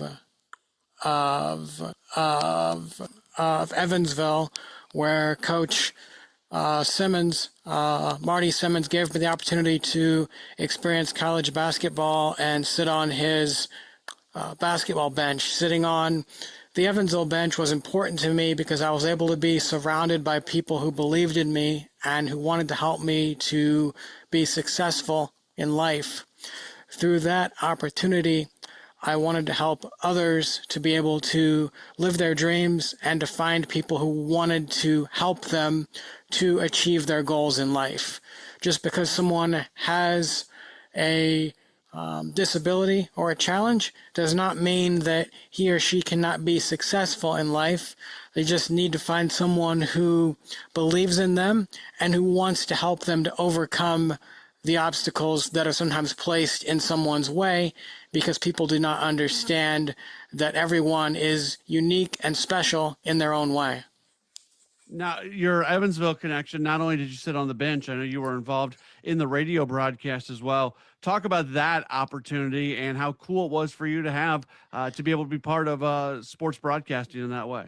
Commentating games at Evansville helped me to realize the importance of sharing the stories of players and coaches. I would go out and shoot free throws on the court before the game to determine how the ball bounced off the rim, and then in the game broadcast, through listening to the broadcaster but also listening to the action on the court, I could tell if the ball was going to get the bounce over the front of the rim or come back hard off the back of the rim by listening to the sounds of the game and the broadcast. Can you expound on that a little bit? Like just the sounds that you were hearing that allowed you to know what was going on. Like, to me, that's very interesting. I don't even know how to ask this question, to be perfectly honest with you, but can you just talk about that a little bit more? The idea of being able to hear it and maybe what you were hearing. There were the sounds of the game in front of me, the players on the court with their shoes squeaking, the officials talking, the coaches speaking to the players, but also there was a microphone hooked near the basket so I could hear the ball clanking off the rim or swishing through the net. And I used all those sounds together as a combined way to analyze the game while also listening to the play-by-play broadcaster and really studying how he or she did the broadcast. Some broadcasters that I've commentated with do not tell a lot of stories and they just give stats on the players and coaches. So in that instance, I would try and give more stories. But if someone focuses so heavily on, stats, I just think about how the broadcaster tells the story of the game, and I try to complement off of that. You also suffered with a stutter a little bit. I know you've worked very hard at Evansville. You had to work through that as well. I mean, that's just another challenge that was in front of you that seemingly you were able to bust right through. Tom Benson, who helped me to get better with my stutter, helped me by going over words that caused me to struggle and stutter back when I was at Evansville. He had me read off a lot of scores with numbers in the 80s or things like that would cause me to have trouble with that. And that was something that I had to really work through when I first got to Evansville, because that was something that I had for almost 7 years. We're talking at a good time because the Cardinals have been playing the Baltimore Orioles, and you worked with the Orioles for quite some time as a disability consultant. Tell me what you did with them and some of the cool and unique things you were able to help them with. With the Orioles, I ran a comprehensive program ensuring their social media was accessible, hiring for all groups, ensuring that the Orioles home stadium was as accessible as it could be, and going beyond the accessibility gaps to ensure that the stadium was accessible, and then also their spring training stadium in Sarasota as well. Also, when the Orioles became the first team in sports to wear the special jersey in 2018 for people who are blind, that was a day I helped set up, when Baltimore wore the patches on their jersey, Braille patches. So the patch that was worn on the Orioles jersey spelled out Orioles in Braille, in the Braille code. So patches were used to spell out the various letters, O, R, I, O, L, E, and S. And that was a really interesting concept, because it showed that sometimes people, when they become blind partway through their life, they struggle to want to learn Braille or to learn how to use a cane.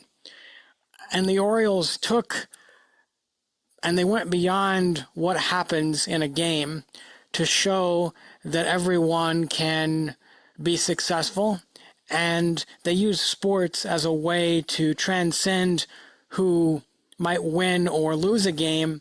But what the Orioles did back in September 2018 still has a lasting impact on many people throughout sports, and many people as well who realize that they can use sports to impact someone's life in a positive way. So you have taken all of your experiences and you have now turned that into your nonprofit called the Beautiful Lives Project. You help people with disabilities live out their dreams in sports and other programs. Twofold question. Well, let's get to the first part of it as well. What motivated you to do this and start the Beautiful Lives Project? I had so many wonderful experiences, from commentating games on the radio at Evansville, being able to sit on the basketball bench. I had the chance to be surrounded by people who wanted me to be successful in life. I wanted to help others to live their dreams in life, whether it's someone who's blind or deaf or in a wheelchair, anyone who has obstacles that they have to face. I wanted to help them to have similar experiences to what I got to do.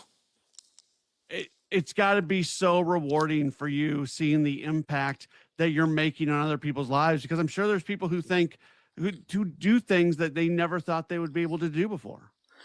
Many of the participants at our events across the country have developed their challenge partway through their life, whether it be blind or deaf or autism. And so for them, some of them did get to play sports at a high level when they were younger, but now they don't have that opportunity anymore. So these events give them that opportunity. There are other participants at the events who are in a group home setting, which can often be harder to get out and have these activities and opportunities. We believe it's important for everyone to be able to attend our events across the country, because it's important to have that experience at the event. But it's also important to meet others who may be going through similar challenges or a challenge in a different way, but they can all come together to be successful in life. And I would encourage people to head to the website, beautifullives.org, beautifullives.org. There is an opportunity to be able to donate money as well, get involved in everything that the organization is doing. What has it been like as the sports world and just everybody you have connected with have gotten involved and have embraced what the organization is doing? It's been really great expanding to do so many events across the country, from college football at Maryland and Boston College, Triple Crown softball in Colorado, U.S. Open's coming up in 2 weeks. We'll have an event there on the courts. People will be learning from professional players and coaches, learning how to hit the tennis ball and serve and learning tennis skills. So just really being able to expand into so many places throughout the country. But we're always looking to expand into new places, high schools, colleges, anywhere else in the country. We work to achieve someone's dream, no matter if it's in sports or something else. We've done things outside of sports as well, ballet and dance and other activities. You've also got a little bit more of a relationship with KMOX, just in the sense that you've known Tom Ackerman for a really, really long time. I know you met him many years ago when he was doing a Missouri Valley TV game at Evansville. I've known Tom Ackerman since February of 2013. I was out shooting free throws on the court before an Evansville home men's basketball game, and someone was standing under the basket for me, telling me if I was shooting to the left or the right, clapping their hands so I knew where I was shooting. And Tom saw that and came out and introduced himself to me. And we've been friends ever since then. We've spent a few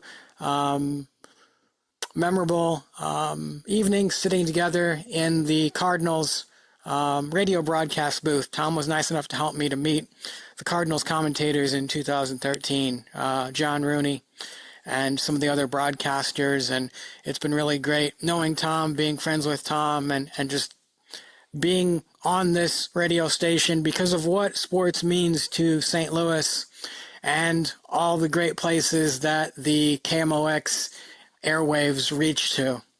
Let me finish you off with this. Can you speak to the impact that radio can have for people who might be visually impaired, whether it is sports play-by-play broadcast, but even just other spoken word radio? Because I hear from people who are visually impaired who listen to my show, and when I hear that, it always means something extra to me. And I don't know, maybe I'm asking this question in an incorrect way, but it just seems like radio is something that for many people who are visually impaired, it's a really important part of their life. Radio is a lifeline for people who are visually impaired or blind, because it's broadcasters like yourself and Tom Ackerman who create visual pictures of sports or of the news or of the world that is surrounding someone. Radio is still a place where the broadcaster, he or she, knows that they need to describe and create a picture in the mind, create a theater in the mind of what is happening in the game or the news. Radio can also be beneficial for other disabilities as well, because many people who are in group homes or who are not able to get out use radio as their lifeline to the outside world. He is Bryce Weiler. The website again, beautifullives.org, beautifullives.org. Would encourage everybody to check that out for sure. Bryce, thank you so much for your time. Thank you for everything that you do to impact other people's lives. You are an inspiration, and it's really cool to be able to spend a few minutes talking with you. Thank you so much for having me on. That's Bryce Weiler. Again, the website, beautifullives.org. That's beautifullives.org. They're doing amazing things. Bryce is doing amazing things. What a cool story, and what a great opportunity to be able to talk with Bryce. Let's take a break. We'll come back. We'll wrap up this edition of a Gray Bar Sports Open Line right here on KMOX.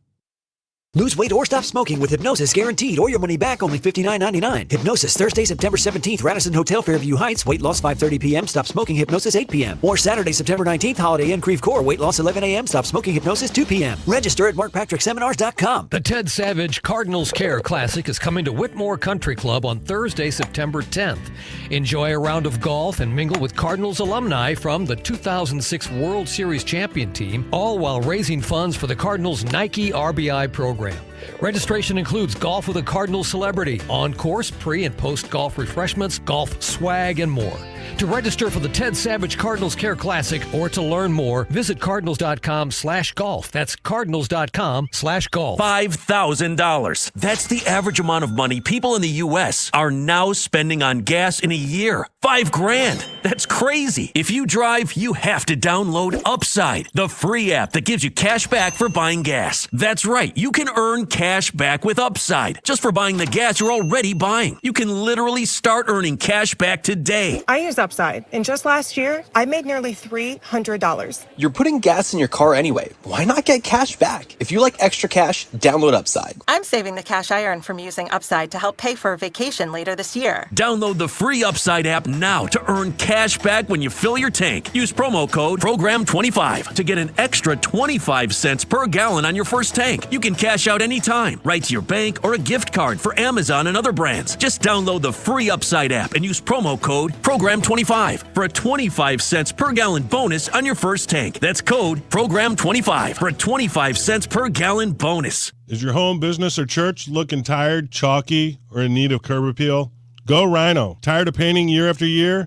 Go Rhino. Our unique 3M ceramic technology is perfect for brick, stucco, aluminum, steel, color lock masonite, and more. It's backed by our 25-year transferable warranty to not chip, crack, or peel. Great if you're staying, and even better if you're selling. Our ceramic coating allows you to maintain all of your architectural features. The decision to do vinyl will leave your home looking like a plastic moldy box. With Rhino Shield, in 15 years, your home will still have that, wow, it looks like you just got it painted. We've done large condo complexes, parking garages, pole barns, and commercial strip malls. We coat sloped and flat roofs to extend their lives too. Evaluations are free. 877-25-RHINO or 877-25rhino.com. See what we did there? Genius. Tell them, ladies. No pain, don't Rhino. Go Rhino Shield. Never paint your house again. Rhino Shield.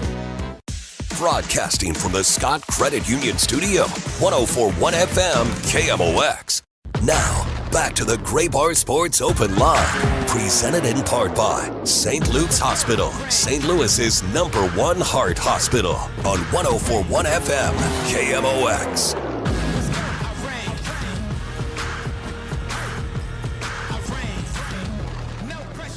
I started to put the finishing touches on this edition of a Gray Bar Sports Open Line here on KMOX. Cardinals baseball back at tomorrow night. They get the good win against Baltimore today. You'd love for them to have some success this weekend against the Pittsburgh Pirates, the team that they're right next to in the wild card standings and in the divisional standings. The Pirates are behind the Cardinals. Quinn Matthews, Kyle Leahy, Matthew Liberatore going to be the starters over the next few days for the Cardinals. Jared Jones is going to go tomorrow for Pittsburgh. And we are likely to see another roster move made tomorrow as well. All indications are Blaze Jordan is going to end up on the injured list after he went down with an ankle issue today, put no weight on the ankle. And again, Oliver Marmol did not give any extra details after the game today, but just basically he said without saying that, it's going to be a little while. I would guess that we are likely to see Thomas Saggese back with the team, and that may just be a weekend-long thing because the team has said that they do expect Mason Wynn to be back very soon and just missing this homestand. So when the Cardinals hit the road once again and head out west, you could see Mason Wynn. And then they're going to have a decision to make. We'll see what happens with Thomas Saggese. I'm still, by the way, and I get pushed back on this, and I get it because he hasn't really shown it at the big league level. I'm a Thomas Saggese guy. I think if I would love to be able to go into an alternate universe where he would not have participated in the World Baseball Classic this year, because he went there thinking that he was going to be their everyday shortstop and was going to play a lot for Team Italy, and that just did not happen. And then it never felt like he ever kind of got his sea legs when he got back, and he really struggled at the big league level. And he's been putting up good numbers at AAA. You would expect him to put up big numbers at AAA. All he's ever done is hit in the minor leagues. He has not yet hit in the big leagues. Still a young guy, one of those people. There's so many people that have these knee-jerk reactions to not so great starts to major league careers where they just think that's who the guy is going to be. Could I be wrong? Could Saggese be somebody that never really latches on full time on a big league club, yeah, that could happen. But I still think the jury is way, way, way, way out on him. And the way he has hit in the minor leagues makes me believe he's going to be hitting in the big leagues. The question is going to be, can he do it on a part-time basis? Because he's not a big-time power hitter. He's not like a huge bat. If that's who he is, but he needs to be playing every day to get to that point, that's where it becomes tough. And that's where a guy like him needs to figure out how to be that guy, but be that guy not playing every day. Maybe it's not going to be Sajaci. Maybe the Cardinals are going to do something totally and completely different, but that would seem to make sense, at least for the time being. Mentioned this earlier. They're not out of options in terms of who's going to cover second and who's going to cover third. That's sort of what gets impacted here with Jordan going down. And the reason I mentioned second is because we've seen Ramon Arias play some second with J.J. Weatherholt being down. Arias can play third.